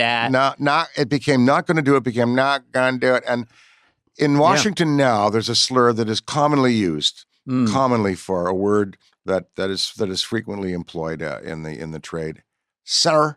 It's senator. Yeah. Senator becomes sir. Sir. It's Sewell. Sewell, remember Sewell? Mm-hmm. Yeah. Catan. How genius was that guy? Sewell, do you remember Sewell? No, Chris Catan. Chris Catan. He did Sewell because I'm talking to you now. I'm going to tell you. Right. You know, Sewell, the slur. The people slur all the time. Yeah. Well, a little bit now. I think a little bit. Yeah. Can I do a 6 degrees of separate? Well, I don't think that's the term. I'm in college. You're doing Jimmy Carter on Saturday Night Live. I'm recording it with a cassette and trying to steal, playing at the little teeny club, steal your Jimmy Carter, and was in awe of it. And then to use where? What were you going in clubs? I was just trying to do what you guys did. You guys were like to me like badass rebel pirates. Yeah. I think of Bill Murray and you. Jim. That's so accurate an analysis of us. It really is. Well, I think. We were little. Look at us. We're like little. We're tiny people. But you guys were kind of strapping, all over 6 feet. You would punch a guy or make him laugh. Yeah, but. And so you'd copy the Jimmy Carter. Well, Jimmy Carter, he had the eye contact and a very soft way of approaching things, and he ended up being one of the great post presidents and really a giant figure. You know what's interesting about him? Because I became fascinated by him because he's constantly referred to. So I read this book about him. Could not understand the idea of deficit spending. He was like, I don't understand how we take in this much money and we're going to give out that much money. It makes no sense to me. But my Jimmy Carter I do now, I still do all the presidents, is that he had a nervous breakdown, put peanut butter on his head, would wander around the White House. Sir, are you okay? You got peanut butter on your head. No, I don't. I'm a peanut butter man. I got peanut butter hair, peanut butter suit, peanut butter tie, peanut butter shoes. I'm a peanut butter. I'm doing you. But here's the thing that got me crazy, Dan, is when you were visiting SNL and then you praised my George Bush Sr. impression. So it was like 10 years later. So that just, these things are... Carter was unbelievable. He was a nuclear physicist and an engineer in the Navy, and he helped set up Canada's reactor program. There was a captain of a nuclear submarine. He troubleshooted. Went up to Ottawa, my hometown there, and troubleshooted a reactor problem they had at one point. Jeez. In what year? Before president or after? When he was, just some president walks in. Let me take a look at that. 60s. I'll get back to the economy. I'm going to do this reactor for the Ottawans. The deficit spending, look, we live in a country that is a fiat currency. Well, right. Canada as well. Say, fiat currency. All you do is you just print more money if you need it. And so, spending, you got to spend the money. People need it. You got to spend it. We're doing that. And we're doing it. Yeah, we've almost got Don't let it sit on the shelf. No, it shouldn't. A third world debt load right now. Right. But because we can print more, why not spread it around? It's a never-ending thing. Modern monetary theory. Now we're getting close to $1 trillion in interest on the debt. Oh, I know. A little bit of this? It's really bad. That's pouring in some Crystal Head vodka. A little bit of that. I poured some for myself. Now, Would you'll you notice mind, our notes sweet. Thank you. Sweet vanilla, dry and crisp. Made in Canada. No additives. Can I ask you a question sugar. about this? Because we don't have to talk about the vodka. We can talk about No, I want to talk. We'll hop around. This is going to integrate into you as a performer. You were one of the first celebrities that made a... I do so sweet. First time he tasted Dan's drinking his own vodka. There's a constant in the back. Now I'll do it. David has this other vodka. I won't mention the name sometimes. I'm always looking for a vodka, so Crystal Head. And I knew about this. Okay, we have here. Now I have David Spade is going to take the little Am I smelling the notes first? Didn't you love Johnny? Is that weird? So he's going to have... Last night he had 2 slippery monkeys at the Hook and Crook. Yeah. What a great Carson he always did. I love Johnny. When he died, when the joke would die, that was the funniest, the way his reactions were. The deconstructing That's of good, the Danny. show. Dry, crisp. You did it heat right. Off the finish. It's clean. It's the sweetness from our corn there. Yeah. And I'm a vodka guy. The thing I wanted David, most of the other vodkas, I don't name names, but they put limonene sugar and they put citrus oil, they put glycol and sugar. You don't need that. No. Don't need that. If you're a bartender, you're making things where you add all kinds of additives in there, Saint Germain, Franc, all kind of Fernet Branca, all that stuff. Dictionary. Dan, are you? So you don't need. If you're a bar chef, you don't need. Well, anything with I don't know the additives in story. How did this originate? I'm sorry. I just want to know how. I just wanted a cleaner vodka, really. And what year was this? Because this has been around. We've been in a decade and a half into this. Okay. Yeah. Now there have been many vodkas come and gone. Right. Many come and gone. And all the celebrities are doing tequila now. Well, many. What? There's 200 celebrity spirits brands. 200 celebrities. I didn't even know there was 200 celebrities. I got to get going on this. Yeah. But weren't you an early adopter? It seems like Sammy Hagar did his tequila, and then I just began to research vodka and saw that that they were kind of polluting it a bit. And so Johnny Alexander and I came up with the idea for the skull. Remember him? You know, Johnny? Johnny Alexander, the artist. Yeah. No, well, the skull is revolutionary. We met when his girlfriend, or my girlfriend, dumped me for him. Rosie Schuster. Rosie Schuster, who developed Churchill Aid with me. Yeah. Well, wrote with her a lot. A spectacular human being. Yeah.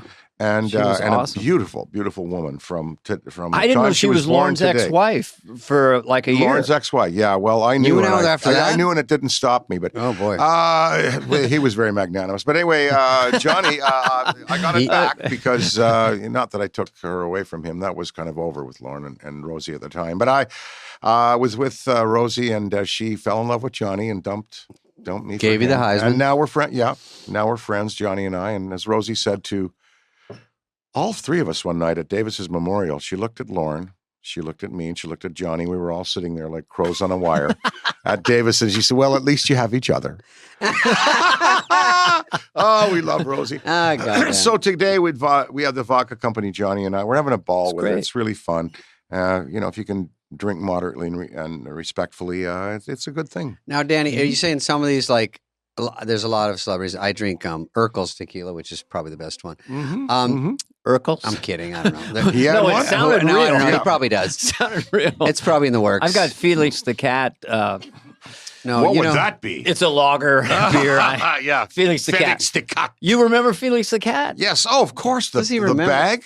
Do you remember? Elwood Blues is partly based on... Oh, he's partly Felix the Cat. He's partly based on Felix the Cat, the briefcase that has everything in it. Oh, my goodness. I love Felix. That's got to be brought back. That is a beautiful, beautiful character. That was one of my first animated memories. Oh, yeah. 58, 59. No, Felix is great. Felix the Cat. He's one of the Blues Brothers, Felix. Yeah. I mean, he's black and white. Yeah. I know. Yeah, that's on a mission from God. Yeah. Now listen. Now when you do this, you're saying those vodkas, they have some of those things you're saying that are in it. I didn't know all the words, but they might make for a hangover. The glycol certainly would. Okay. Yeah. So when you have too many things in it, it's not great. Yeah. No. Of course. Now you get to 8 shots of this, even without the pollutants in there. It is ethyl alcohol, so you got to be kind of one of our new sponsors, I guess, is trying to mitigate that problem. Oh, we have one of ours that says it helps you hangovers. Take this, but you know what? It doesn't have hangovers. It mitigates them. It's not vodka. It's saying it helps you with a hangover. It's not a vodka. Yeah. Well, try it. Yeah, try it. Yeah. I mean, now, by the way, the House of Blues, Dan, you don't know this. You were part of the House of Blues, and it was across the street. It's so sad it's gone. They dug up the coolest place in the world, and now it's some dumpy hotel that nobody cares about. Live Nation bought House of Blues in 2007. And how much did they pay for it? They paid several $100 million. Okay. Basically to save the company. Because it had many challenges, and they came in and saved the company because, the .com bomb, 2008, all kinds of things, 9/11, all kinds of things fought against House of Blues survival, and Live Nation came in and saved the company in 2,500 jobs. And then across the street here, the leaseholder basically wanted the building back, and so they just paid Live Nation, a sum to say we want to build our own thing here. And Live Nation looked at it economically and said, we'd have to run a restaurant here for the next 50 years to make the money that was offered. So I understood the decision, but it's too bad. They took out our beautiful bar with the steel, curved steel, and that was my office. I mean, I saw the Go-Go's there. I saw so many bands. So many great bands. Yeah. Spot. There's one in Vegas. There's a cool one in Anaheim, Vegas. They're still out there? Yes. There's 11 of them. And they're rocking. The one in Chicago was just great. Yeah, it's a great brand. So another business thing you got into, it seems to me, just listening to you, it's a super creative expression of yourself. Because the first time I met you and you sat us all, you were visiting SNL. It was me and Phil and John, my first season. We were at a restaurant. First thing you said was, "Don't be in a hurry to leave the show." And the second one was just about business and pay attention. Well, it's show business, right? Yeah, but I remembered that to this day. It's always great to have great advisors, and any work that I've done that I'm proud of, it's because I've been with wonderful collaborators. Any success I've had, it's consulting people who are smarter than me in many areas, and just the fun of working with just great people. all the way through. Eddie, Murphy and Murray and all of them. Jesus Christ. Yeah, and then and Lovitz, of course, we just think of him as as far as I'm concerned, he's the price of it. He's worth the price of admission to SNL. Generally, is Lovitz. Just that Lovitz was there, Why do you say that? So funny. I don't know where he got that he character. Is spectacular. I did this thing. It's going to be out in the next year. The World in Six Glasses. It's a documentary talking about all the fluids that have influenced mankind over time, and I had him on there. He came on, and boy, that was one of the most fun. Yeah, huh? I'll do it. Yeah, he's so fucking. Oh no, he's Lovitz is always a lot. You put him in The Wedding Singer, he's funny. Yeah, I've had him in movies. He's great. No, he is. Jealous? Yeah. That's his big one. By the way, hey, I like your glasses. Jealous? Yeah. You mentioned Trading Places, and I mean, there's too many things to ask Dan Aykroyd about. I know. There's not much to ask other than to fawn over things, but Trading Places was one of those movies that just hit us hard, and it was an R-rated movie, and it was so fucking funny. And then you just I don't want to say did you know it going in, but you get to work with Eddie, and did you know him well at all, or was it a gamble to put Eddie in? Nobody. Well, I think he did the Walter Hill movie. The Walter Hill movie, and then Paramount said, yeah, he'd be good. Mm-hmm. And somehow that pairing came together. I didn't know him before we started. Of course, it was spectacular to see that talent grow and what he did in that film. And when I read the script, it was so intelligently written. And I thought, that this would be a great thing to play and have fun on, because it was certainly different from, anything I'd done before.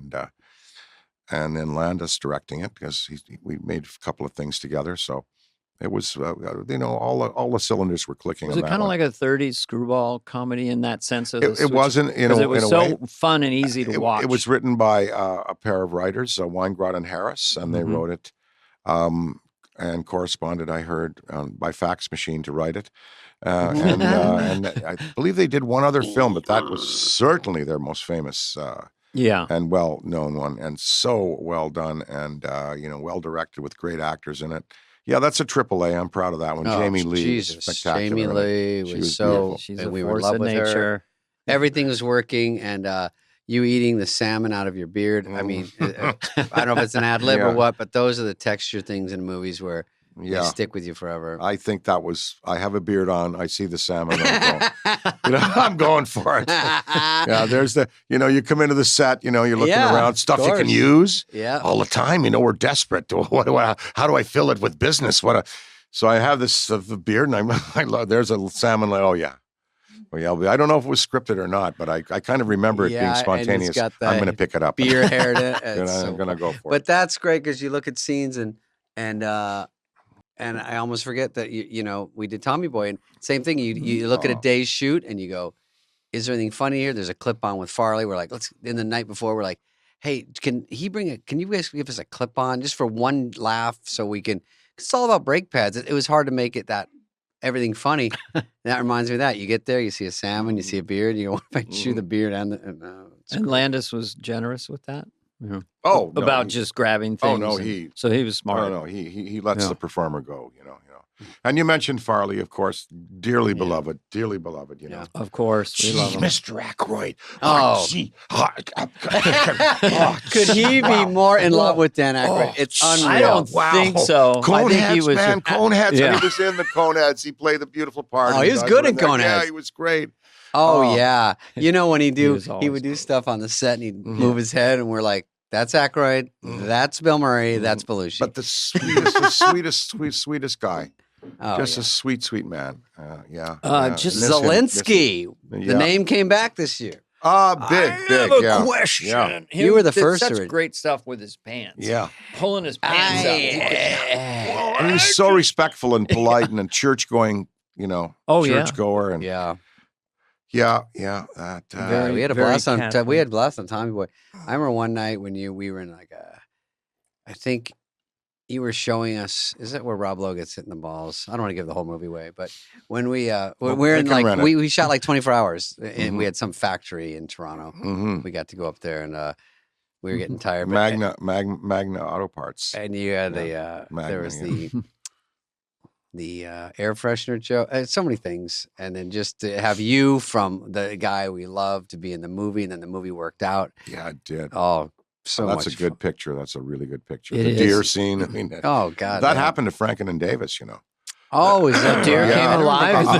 A car it went through the windshield. Yeah, and, I think that happens a lot, but Yeah. but I don't know how many times deer comes back alive. But that was the other. I think in their case it might have. Oh wow, Yeah, really? Yeah. I think Frank was like this. Well, we got a deer in the back of the car. Well, you've got to be here. We've got a show. Just we'll take care of the deer later. Yeah. Oh, I got to tell him. Sorry, we had Michael McKean on. Remember Michael McKean? Of course. And, yes, of course. Well, I know his resume. It's like yours. It's yeah, like he's exhausting everything. in a brilliant way. And they're making Spinal Tap again. I hope.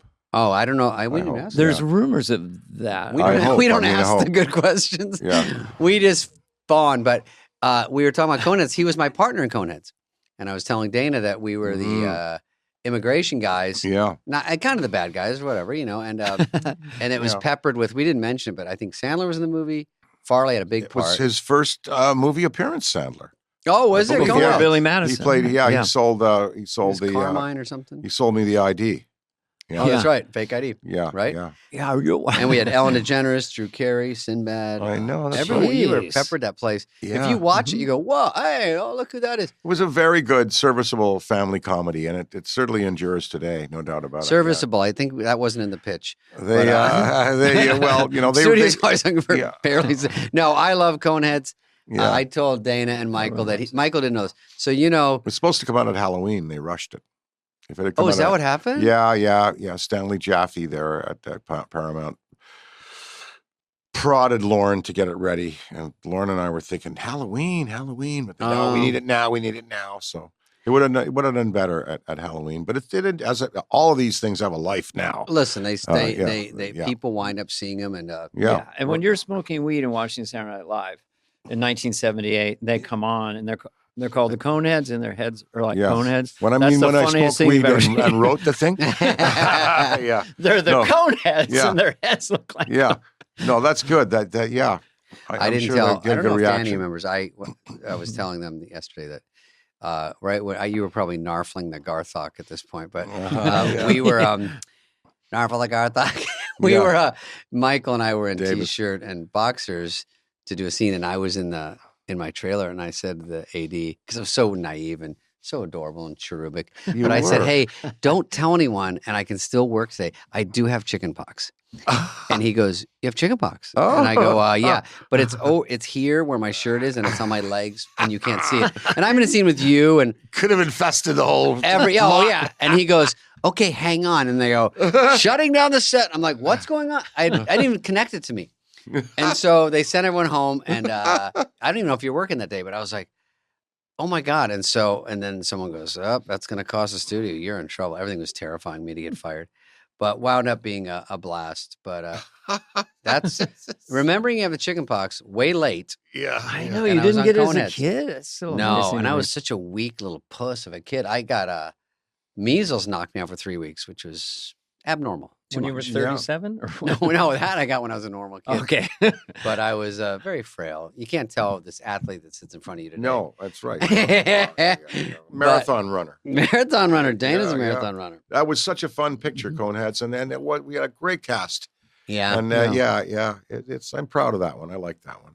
This is just fan type questions. Like when you look at, you will be spared. You take a dragnet. You take over this planet, you will be spared. You will be spared. You will be spared. I will place both of you on the protected roles. Say no more of it. Goodbye.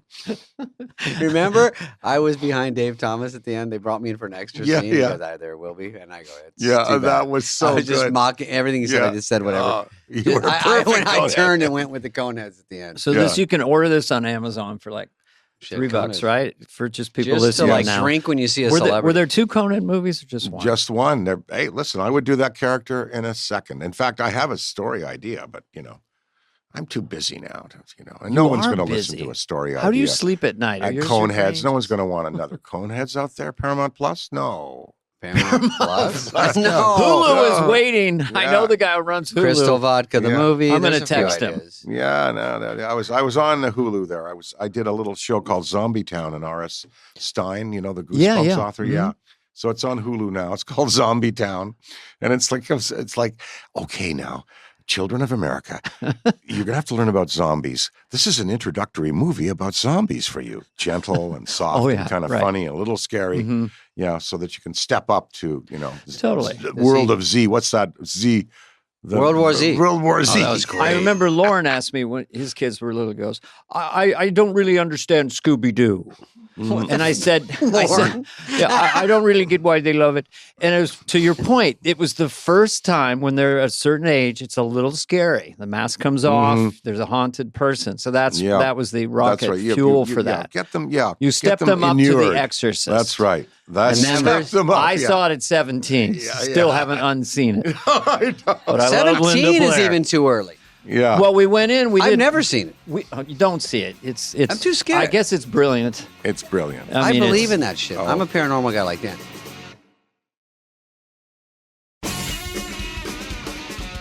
Dan, you believe in UFOs?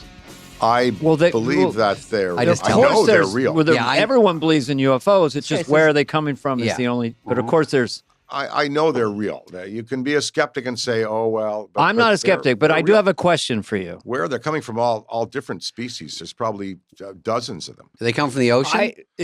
There may be bases there, and go ahead. I love it. No, the question is, look, I'm totally, because whenever I'm thinking about supernatural stuff, and I always go, we're here. So the greatest supernatural thing is that we exist right now, talking here. How do we get here? What are we doing here?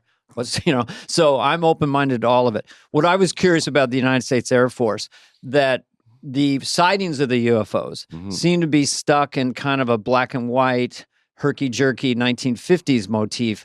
Yeah. Can't they get more sophisticated cameras on these suckers so we can really... Well, there's more footage coming out, and it is all governed now by the new office at the Pentagon that handles this, and that is called the All Domain, because they go in water. They fly through water 1,000 miles an hour. Said that. So space, sky, water, all domain, anomalous, you don't know what it is, resolution, because they have to resolve. They've got military craft and equipment being exposed. So it's the all domain, anomalous, resolution office to figure out what they are. And so that's, we actually have a Pentagon department now that's working on that, or a branch that's working. And, all those sightings will be brought in by the military and brought in by civilians and analyzed there. So it's real. They're there. Again, your question, who, where are they coming from, why? I think a lot of them are just tourists. I think it's not as scary a little bit because and I'm scared of them, even though I do. Is it dimensional? Well, go ahead. But I think they would have done whatever they're going to done. They're already here. They've been here a million times. They can take us out if they want. That's why I feel a little easier. They're not. I don't think they're a threat. However, I will shoot one. No, I'm kidding. If you talk to some of the aviators down there in Marina Del Rey with the fire department, the police department, the sheriff's department, helicopters and such, they see them all the time. And they seem to be bugging them and flying around and like challenging them. Do you feel in a way, Dan, you were ahead of your time in a sense, because now it's going more mainstream? Yes, you were. With the Pentagon, and it's more acknowledged. You've been talking about it for a while. I've seen 4 of them. And my we've seen 2 here, unidentified comedic objects. Yeah. So and my mother saw one. See, that was why I got interested in it. My mother saw one in 1947, and she worked in the aircraft production ministry in World War II in Ottawa during the war in aircraft production for the fuselages on the Hurricane. So she knew aircraft, and she said in 1947 she saw one on the Spark Street there in Holy Ottawa. Shit, they're going to Ottawa now? Yeah. Back then? They were, yeah. They kind of buzz by and go, not everywhere. much. Yeah, I don't think they want a formal relationship with us, but they will take advantage of us using their superior technology. Well, do you have any sense of being connected to 2001: A Space Odyssey? Just the idea that we were seeded here by an alien race. Still seems a fascinating. Yeah, one of the favorite movies of a lot of people at NASA is the movie that was made, Mission to Mars, with had the face on Mars in it, and the theory was Gary Sinise. Yeah, I think so. Yeah, Mission to Mars. It wasn't the one with Matt Damon. Matt Damon. That was no, it was the one with Gary Sinise. This postulated that we were seated here, and there was some help. There was some help. Yeah, and so a lot of NASA personnel see that as a kind of a viable concept, from what I've what I understand. Well, of course, and everything's on the table unless someone has all this figured out. Have you seen any aliens? Because they have pictures of them. They have. I don't. I never seen. But they're out. You know that people have seen pictures. Yeah, sure. No, all kinds of different shapes. Whoa. And my poltergeist or whatever you call them experiences that are. Yeah. You really went through that. Yeah, and it was annoying to you your experiences. It wasn't something you enjoyed, right? It was. What? Well, the one that was there's many of them, but in this house we have up in Northern California, it was built in 1912. There's 3 bedrooms upstairs. My son was in one bedroom. He was the older brother.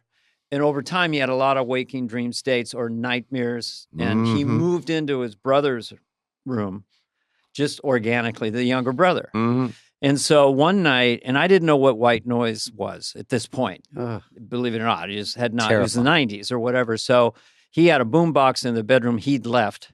So I wake up to this, like a FM radio between channels, right? Yeah. I'm going, why is everyone sleeping? Whoa. So I walk around, and by the time I get in the room, I don't hear it. But it was not a waking dream state. It wasn't like a nightmare. It was just like, what the heck? And so that room, I also had some...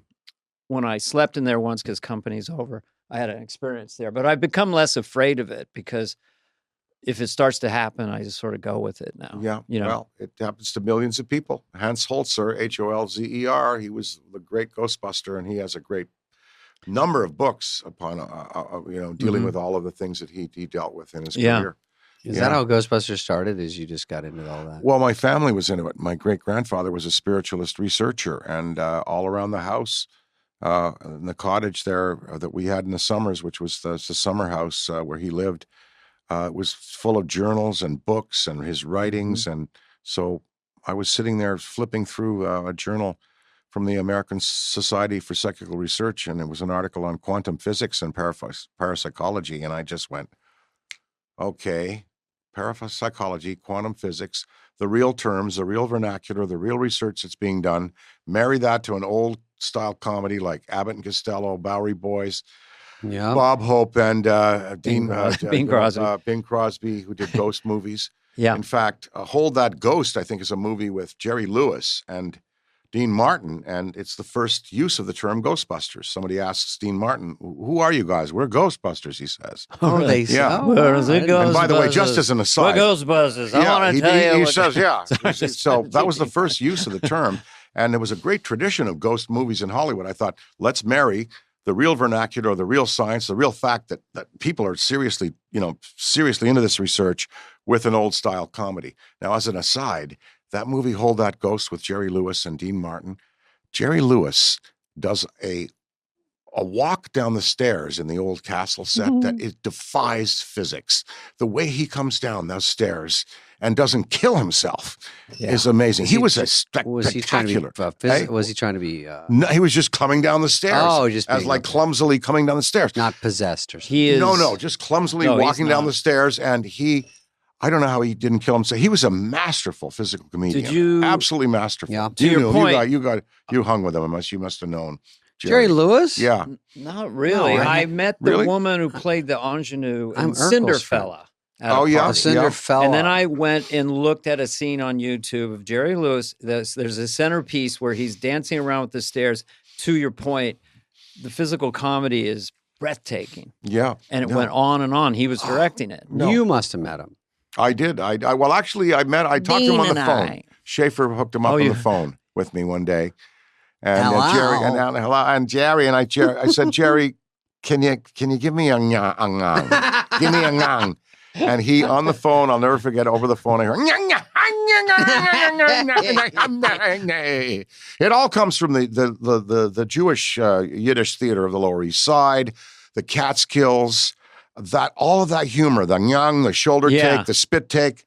The fork drop. Have you ever? The fork drop's wonderful. You're sitting at dinner. Somebody says something, and bink. Yeah. The fork. That's all comedy from the Yiddish Lower East Side. Do you know that there's a wonderful expression for your show in Yiddish? The fly in the wall, and it goes. It's the flieg auf der Wand. That's how you say fly on the wall in Yiddish. Fliege auf der Wand. Let's get this so we have this for our promos. Yeah. That sounds like he's making.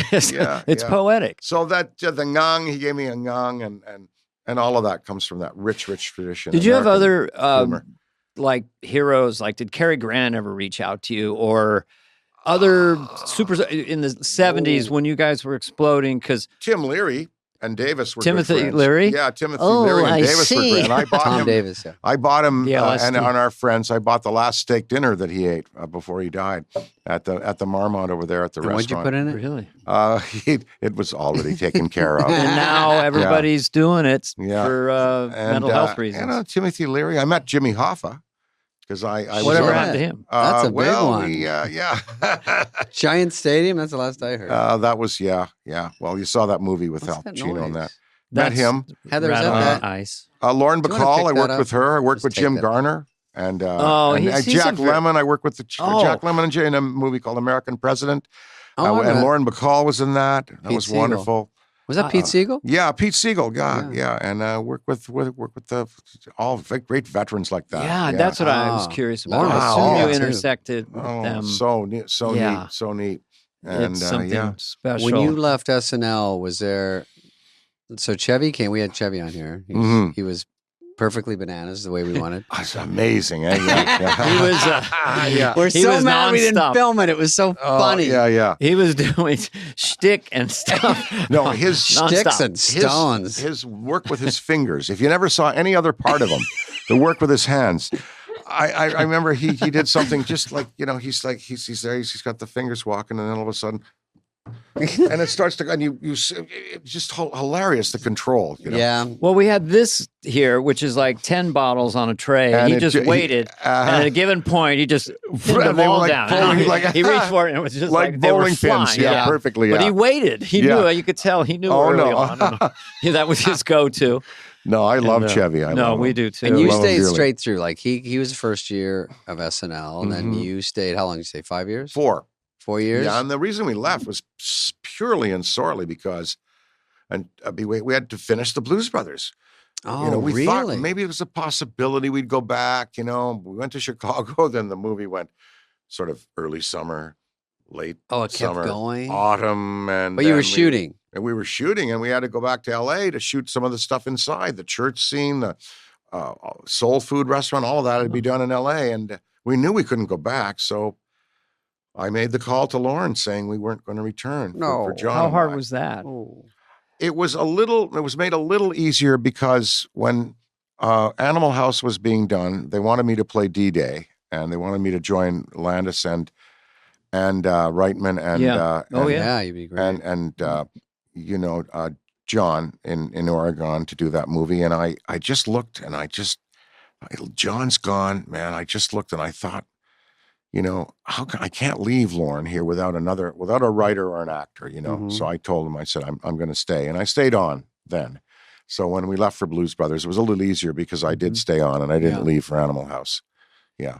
Yeah. And there's some analyst somewhere, some pundit or something said, Lauren forced me to stay. Or was it, you forced the contract. Lauren is not a dictator, slave driver. Like you want to go, you go. He's not like that. No. He encouraged us. He wouldn't want to look thirsty like that. He would say, if you gotta go. We'd love to have you, but if you need to go, that would be his gracious thing. Canadian. Yeah. And then he fell in love with his cast members. He did. He said, to this day, he loves comedians. He did. My boys and my girls, he calls them. Yeah. Yeah. No, he loves it. He loves them.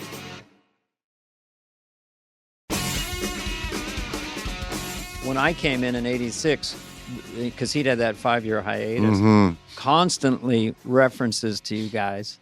And it was so intimidating to me And it was like, Danny did it, because I'd come up with an idea. Well, Danny did that season 2. And like, no. Chevy believes. But you guys are the originals. And so there is only Billy, Chevy, Danny. Never the last name. Never said Dan Aykroyd. Never said Paul Simon. Never said Paul McCartney. And look how the show's going now. So current, so relevant. Always works, so extraordinary, yeah. When you did Blues Brothers, which is one of my all-time great ones, and I know you opened for Steve Martin at the Universal. I heard that's show why of the there is a century. Blues Brothers, because John recorded the record from there. Goddamn. Yeah. How do you get Carrie Fisher? Was she Star Wars or was she? How did they get right around my girlfriend? You mean? Yeah. Oh, let's get into the she Dan didn't do a Aykroyd lot. love line. No, well, because it wasn't the Barbie part for her. She was good friends with John, and good friends with Penny Marshall and John, and There's a whole. she was Penny's buddy, and we just asked her to be a part of it, and she was a part of it, and then we fell in love, and we almost got married. We had blood tests and rings exchanged and everything. And I was ready to spend the rest of my life with Carrie. And after we wrapped the movie, we got into a Lear 24 with John and Judy, and we flew to Martha's Vineyard, and we flew to this house that Judy had bought me in the vineyard to be near John to plan future projects, right? Mm-hmm. And I said, Judy, just buy me a house. I don't care what it looks like. It was our first check from Atlantic Records, and she bought me a house and said, you're going to see your house tonight for the first time. And you're bringing Carrie home. So I brought Carrie home to this house I'd never seen. And it's night and the fog is like down and low. And we go in and walk in and they flip the lights on. And I could just tell that it was not to Carrie's design sense at all. It was a mid-50s, a lot of modern furniture, very, Eames chairs and stuff. And so that night was a difficult night. And then in the morning, I heard her talking to Paul Simon, her boyfriend at the time before. And I could hear her talking and hear, well, I'll be there and I'll be in New York tomorrow or today. And I thought, oh, she's leaving. So I said, Carrie, the view is supposed to be beautiful in this house. You should stay. No, I have to get back. I've got to go back to Paul. I've got to go. I'm going back down. Please take me to the airport. Nothing rancorous or very amicable. We thought we were getting married. So I drive her to the airport and get her on a plane, kiss her goodbye and say, I'll see you soon. We'll hang, I love you. I love you. And she flies off and I drive in the Jeep back to the Martha's Vineyard house. And I'm kind of despondent. And I drive up to the house and the fog has lifted. And I've got a 275-degree view of the ocean, the islands, and this beautiful, beautiful promontory that the house was on. I thought, she saw that. She might have stayed. She saw it. We would have been married today. It's like Manhattan socked in. Yeah. Oh, it's the only time we went. Is it always foggy? June, no. Gotcha. And so, that meant, but we were good friends all the way right to the end of her life, of course. And Blues Brothers, I think it's one of those where a lot of people want to be around funny people. And she's like, and she's a big star, but it's like, hey. Funny herself. Yeah. I mean, hilarious. Yeah. Brilliant, she's brilliant great woman. in that. Yeah, she's great. We had a ball, of course, because we were making a movie and we were in love. Maybe making a movie with someone you love. You can go to work in the morning with them. I can't imagine the rocket ship. I had my own little success there too, Wayne's World. Anyway, but you guys, I'm doing a David there. Blues Brothers, when I first saw that, I was like, this is so electric on every level. So like you're enjoying it, you and John, the dancing and the energy of it was like, well, this is something new. So different, yeah. This is like really musical too. Like the band was kicking. And then you guys were just so funny with all the shtick. To me, again, fantasizing about being on Saturday Night Live. Just those characters. Don't get me started with Wild and Crazy Guys. Don't even start with that. Come on. I don't think I can do that guy no more. No, you can't play around with accents anymore. You can't have it. And you can't even talk about the parts on a woman. The parts. And they'll love our American bulges or what was that? The bulges, yeah. Please, you will be shocked by my great bulge. You gotta watch it these days. I mean, I was so influenced by you guys, rhythmically, musically. What about you had Aretha Franklin?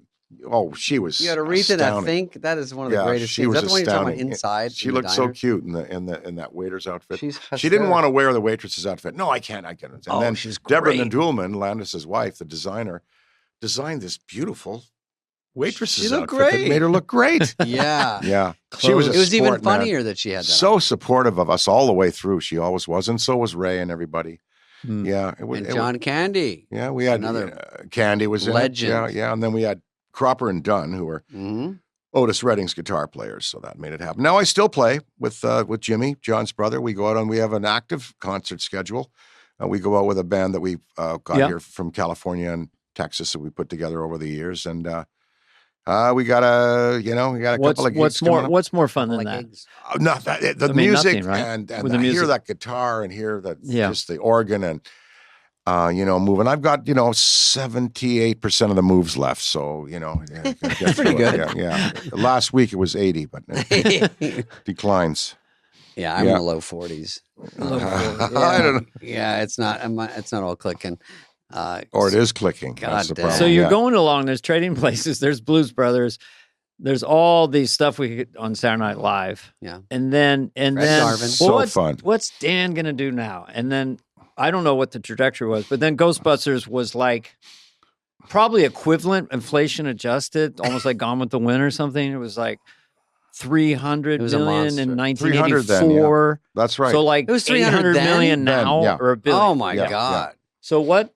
Titanic. And you thought of it. That day at the farmhouse where the seances took place, where my great grandfather had seances from the 1920s and that. And I was sitting there reading that journal, and I just thought, old style Abbott and Costello comedy with the real science, marry it up. It's brilliant. But who's the first person you told? Well, that would have been Bernie Brillstein, I guess. Oh yeah, Bernie. And I then, love it. And then Ovitz. And then I turned a draft in to both of those guys. And then we went to Ivan, and Ivan got it, how it could be fixed and made what it was. You wrote it fat, right? Well, I not so much lengthwise, but it was a little darker. It wasn't the movie you saw, but it certainly had all of the stuff in there that became the movie. All the elements were there. And then Ivan looked at it, and then Ivan said, let's go to Harold. And Harold looked at it and understood what I was trying to do here with it. And then we decided, what do we do about cast? Well, and Harold and Ivan looked at each other and said, well, if we could get Murray, we will give it to Murray. I mean, and so he carried the ball for us. He was the master of those lines, those throwaway lines, his style. One of probably the greatest comedy romantic lead of our generation, and maybe many. And him and Sigourney Weaver. Yeah. Very cool. Just beautiful. So brilliant. Beautiful. Together. It all came together. It was just magic when a film works, any film. But when something like that's old and new, and then just connects so strong. I remember going to, it was like Jaws in a way. Huge lines, theater packed. Oh, yeah. It was a cult phenomenon. Fun. How fun to have that hit. And because you could have screwed that movie up easily. I mean, it's a great idea, but everywhere along the line, can go wrong. Any movies, you go in where it's good and you go, God, where do we go wrong? The editing, the casting, but to get it every step of the way and it comes out. Well, look at who was on it, right? Harold, great Ivan. The Rick Moranis had his great part. Hysterical too. Rick Moranis. No, Moranis movie, was wonderful. Wonderful. Big, I invite business. Him and Sigourney and him and Sigourney are big parts of why that movie works. Great. Yeah. Zool. Yeah. No. Well, and I was on IMDb today because I could not remember who Dan Aykroyd was, and so I looked him up. And even Ghostbusters, there's like 80 iterations. It's like a cartoon of this. There's so many. Yeah. Because I think there's a new one coming out. There's a new animated cartoon that they're working on. Okay, right now. But is there a movie or not? I don't know what the status is with strikes and all that. They're telling me not Strikes to talk about over. movies. Is it really? Today. Yeah. Today. Well, then in March, Ghostbusters, Frozen Empire with McKenna Grace, Finn Wolfhard, Billy, myself, Ernie. And Patton Oswalt, thank you very much, and Paul Rudd. Oh, shit. And Carrie Coon, and you've already got a cast. We are ready to go in March with a spectacular new release, a great news story, and it is going to be hot and really fun, scary, whole new generation, handing it to the kids. Really excited. We completed it in England, and it's going to be coming out in March. Oh, so you did do it? It's done. Oh, it's done. It comes out in March. I just couldn't talk about it till this instant. I read about this, and then I thought maybe something happened. We have a gave me that blank stare. I'm like, Ghostbusters. Right I go, fly on the wall. Am I wrong? It's our first real scoup. It is. Too bad this comes out in 2 years. I'm talking about it for the first time in any media right here. Yeah. Okay, so you have Paul Rudd. You've got Kelly, Patton Oswalt. Yeah. Finn from Stranger Things. How about hysterical. that as a genius. And a great comic actor. Serious actor, too. Yeah, he is. Yeah. Great delivery. Yeah. Always, yeah. Any name ghosts? We got the Tic Tac ghost from the Navy video. What's the plot, Dan? Oh, yeah, what's the plot? Yeah. Or can you tell us? Leave us to say that, an entity is found in a psychometrically charged object. Too much. Thank you. Yeah, that's all. I figured the whole thing out. Okay. Yeah. I love it. I'm excited. No, it's good. And it's really Jason good. Reitman? I'm going to do a pre-order right now. Gil Keenan directed it, Jason's partner. Oh, I love it. Jason did Second Unit, and they co-wrote it together. Great guy, Jason. And, of course, the kids are wonderful. McKenna, Finn, and and you do, you're a guy. I do, the enthusiastic, wants to believe everything, kind of a little kind of resentful that things have passed him by, Ghostbuster in this one, because he's no longer licensed.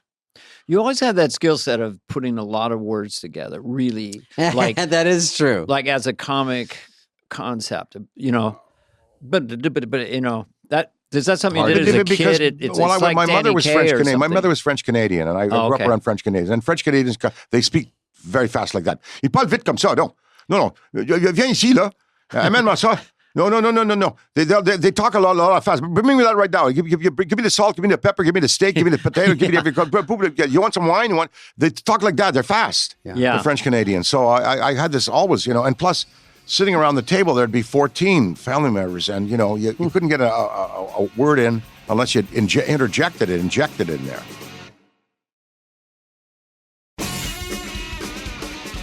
So how did you go from like a 14-year-old, 15-year-old, and then were you on SNL at 21 or 22 or something? Well, I was 23 the first young. year. Yeah. So just quickly, I mean, for your Second City at 21 and 22. When your late and teen Lorne years, Michaels at 19. I worked with him on a CBC special at 19. And his show, Heart and Lorne Terrific Hour. You were on that. It was on an offshoot of that. That's right. So you were like 18 or 19. You're on television in Canada doing sketch comedy. That's right. 19. Okay, it's called a savant. Yeah. Well, it was called an early adopter. It was being steeped in improv. My parents sent me at 12 years old to Ottawa Little Theatre improv class. And so I was already doing it sort of back then, It came to you. It's like Larry Bird. He said when he first got a basketball in hands, he said the game came to me. So it just came to you. It was. And then you worked your ass off. Of course. Well, I was encouraged to pursue it, and it was fun to do improv and that. Yeah. And then at Second City, I was learning all the techniques over again that I'd already known at 12 and 13 years old at the Little Theatre improv classes. Yeah. So. Started early, It seems to me that in your part of this, we're talking to Michael McKean and, the Beatles and all the music of the 60s. Yeah. And then the trundling along with Peter Sellers. And then you all kind of knew each other from 70 or 75 or, it's very interesting because you were like the Beatles of comedy to me, the SNL cast. Well, you had the Lampoon crew. You had, Chevy and you had Chris Guest and Harry Shearer and you had... Johnny Belushi and then you had the Gilda eventually because Belushi stole her away there from Second City. Then you had the Canadian crew, Levy, O'Hara, Candy. Myself, Candy, Moranis, Thomas. Yeah, that was so there were SCTV. two, and the Venn diagram kind of crossed, and some of those people ended up working with each other on various things. But I think the first time, getting interested in entertainment. Okay, I'm in grade 3. Now, what the hell? In grade 3, I'm like, I'm 5 years old, maybe 4. No, 8. I'm grade 3. So I go. You're 17. No. I was young. I was 5 or 3 or 4 or 5, I guess, in grade 3 or something. Yes. So what happened? And so they were doing an Irish St. Patrick's Day concert, and they compelled me to learn McNamara's band. You know that song? Da da da da da da diddy. Oh, Hennessy, Tennessee, tootle the flute. The music was something grand. Little Wayne. Never been something. I know the melody. So they put me in a green bowler and a green vest and a green pants and leprechaun shoes. Put me out on stage with a sync track, and I, they made me learn it. They made me stay back from school to learn it, and so the concert comes, and we go. I go to the concert. And I start singing, and I'm like, oh, I'm just going to get through this. God, I remember it vividly. Oh, God. And I get to the end, and I finish and give the tap dance finish, and howling.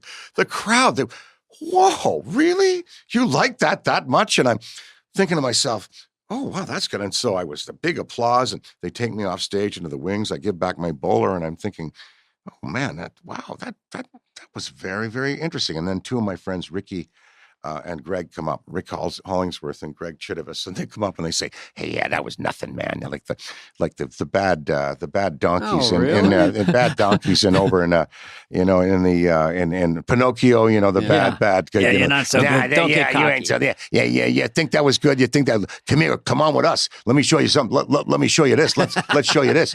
They take me across the street to the funeral home, across the street from the church hall where I did the concert. So I go from the elation of singing McNamara's band and getting cheered to 2 minutes later walking into the funeral home where 7 bodies are laid out. What? A family that had drowned in a car the night before. 7, the father, the mother, the sisters, the brother. These cockblockers don't want you to be famous. I go there. Jesus. Look at this. And I walk in. I'll never forget that as long as I like. He'd rolled his car in the Gatineau River and drowned. And so they bring me from, my performance. I go across the street, Euphoria, to whoa. But are they jealous? I didn't know. Well, that was, it's namby-pamby singing, and they look at these dead people.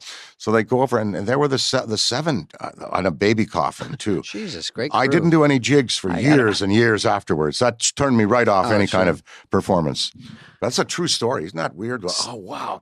And then it's horrifying. 7 bodies, the family, and all beautifully preserved. Never forget the dark eyebrows of the mother and father. I'm still processing this story. The baby, it's so killing. And then you're in the exhilaration, and at age 5, 6, 7, they ruin it. They ruined. Yeah, so I didn't dance or sing for years afterwards. Weirdly, my first gig was in a funeral home, but that's a whole other story. David, I played a dead body in that scene. No, you went on SNL, so you get there. What's your first big sketch that works? Is it just the very first show, or is Bassomatic? The first sketch that works was the one that Garrett and I did as home invasionists to prove to the homeowner that their house was vulnerable, and so we break into their home to prove it was vulnerable. Yeah, and then pitch them on an alarm system. Is that first show? Great. That was the first sketch I was in. Yeah. First show, and that was the Wolverine one. A cold opening was John the Wolverine with Michael O'Donoghue. Oh my God! And then we had the home invasion sketch. Yeah, you were after the monologue. After the monologue, when was it? That's a good spot. That's the home run spot. Who was the host of your first show? George Carlin. George Carlin. I waited on him once at a Holiday Inn. I brought him oatmeal. He goes, "Oatmeal, drop the O, and you have at meal." Did he really? Yeah. Why is there no blue Look at food? your shoes. Big shoes, little shoes, brown shoes, girl shoes. He was working on a Don't bit. tell me about Richard Pryor, too. I was a waiter at the Holiday Inn. I waited on all. Because it was next to the Circle Star Theater? Yep. And waited on Rich Little. Everyone said, which Holiday Inn? On Highland? No, this was on the peninsula. It was a theater in the round, be near Michigan.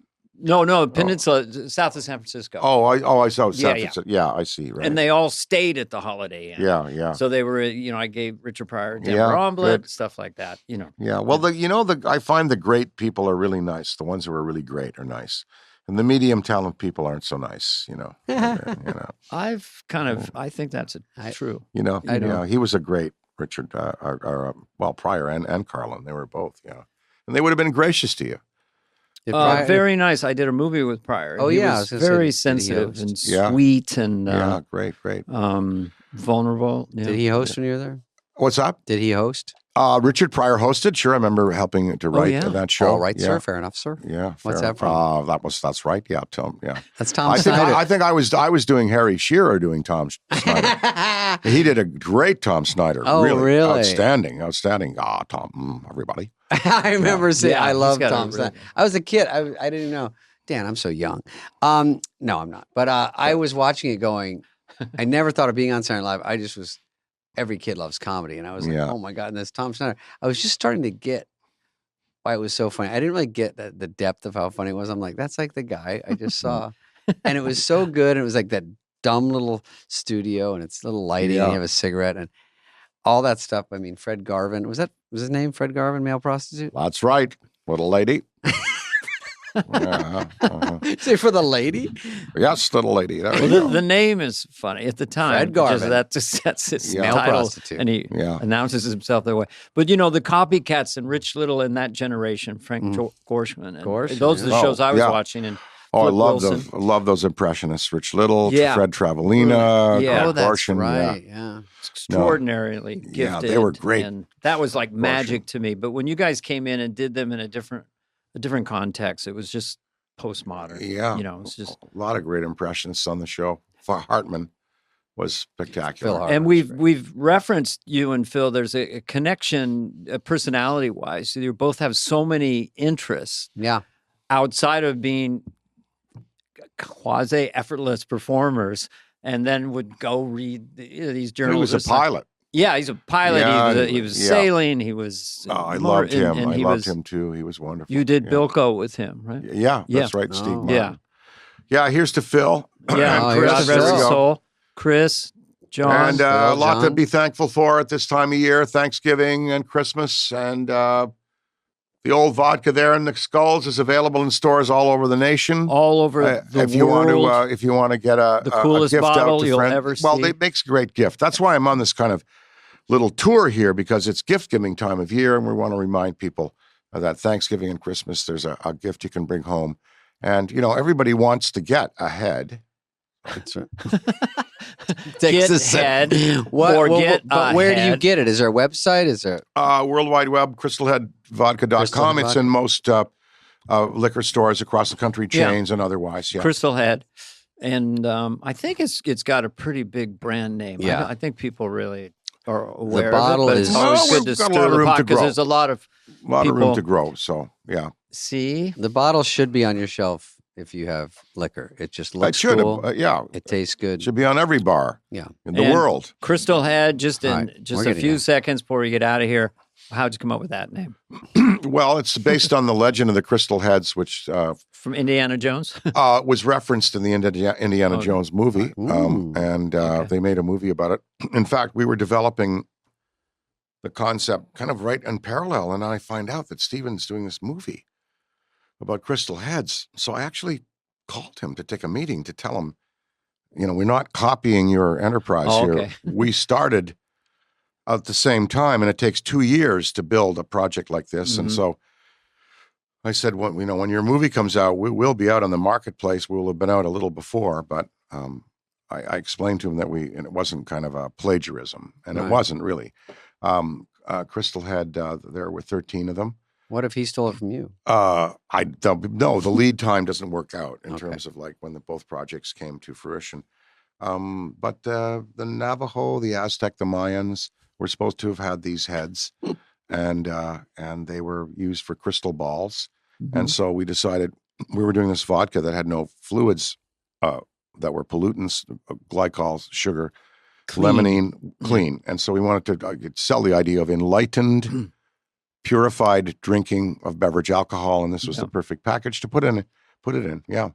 Very creative. Yeah, it came from that. I have one more question before this young man takes off. During that, when you leave SNL, you did a lot of big movies. You probably got offered some. Any ones that you wish you did, or is there movies that you got offered other than James Bond? I would have liked Spies Like Us. I don't. Oh, Spies Like Us was so fucking great. I don't know that I was offered anything that I turned down and it became. I don't think so. No regrets. Where you go? No. Oh, I should have done that one. Spies Like Us was unreal. That was you and Chevy. Yeah, I did. I did audition for things that I didn't get. Oh, the People versus Larry Flint. Really? I auditioned for the part of the lawyer played by Edward Norton. Oh, okay. And I auditioned for Milos Forman. and I read it a couple of times. Don, do you work with him? I auditioned for Amadeus. Oh, did you? Yeah, Don, stop acting. Oh, really? Stop acting. He goes, stop. He was too bored with me. I don't know if he just said, I think we're ready to move on. Yeah. During yours? So there was I didn't know what I was doing, but I saw the movie and I go, okay, I see. They wanted a blonde-haired, cherubic guy. Yeah. Boy, Did genius. you go off script and do chopping broccoli? No, but I wanted to be on Saturday Night Live. Yeah, I know. That was my thing. And you guys did, and you were great. And, today your stuff endures just as strongly as anything that we ever did in that first cast. If you look at Church Lady and all your impressions and... and everything, and your flight attendant, of course. Classic. Oh yeah, bye-bye. A classic.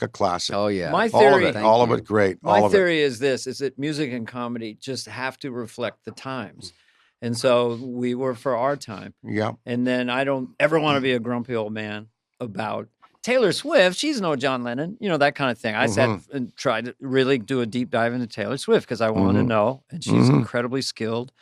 And same thing with Saturday Night Live now. This is their era. And they're great. Yeah. And they're great. And Steve Higgins just said, Lorne wrote the Constitution. And then everyone interprets it for their time, for their era. So no, the show's been really great. Really great. The Halloween show was outstanding writing. Really, really very smart. Nate Gerbat. Gerbatsi, we had him on the podcast a couple days later. Yeah, he's a great comic. He's a really good writer, really and he's so excited about that. He'd only done talk shows. Quality work. All of it. That's nice. You still watch. The George Washington. Oh yeah, well, when I'm awake, I live a very, very quiet life right now. Very quiet. Good. I'm not in the cities. I'm in the country. That's where I want hot to be.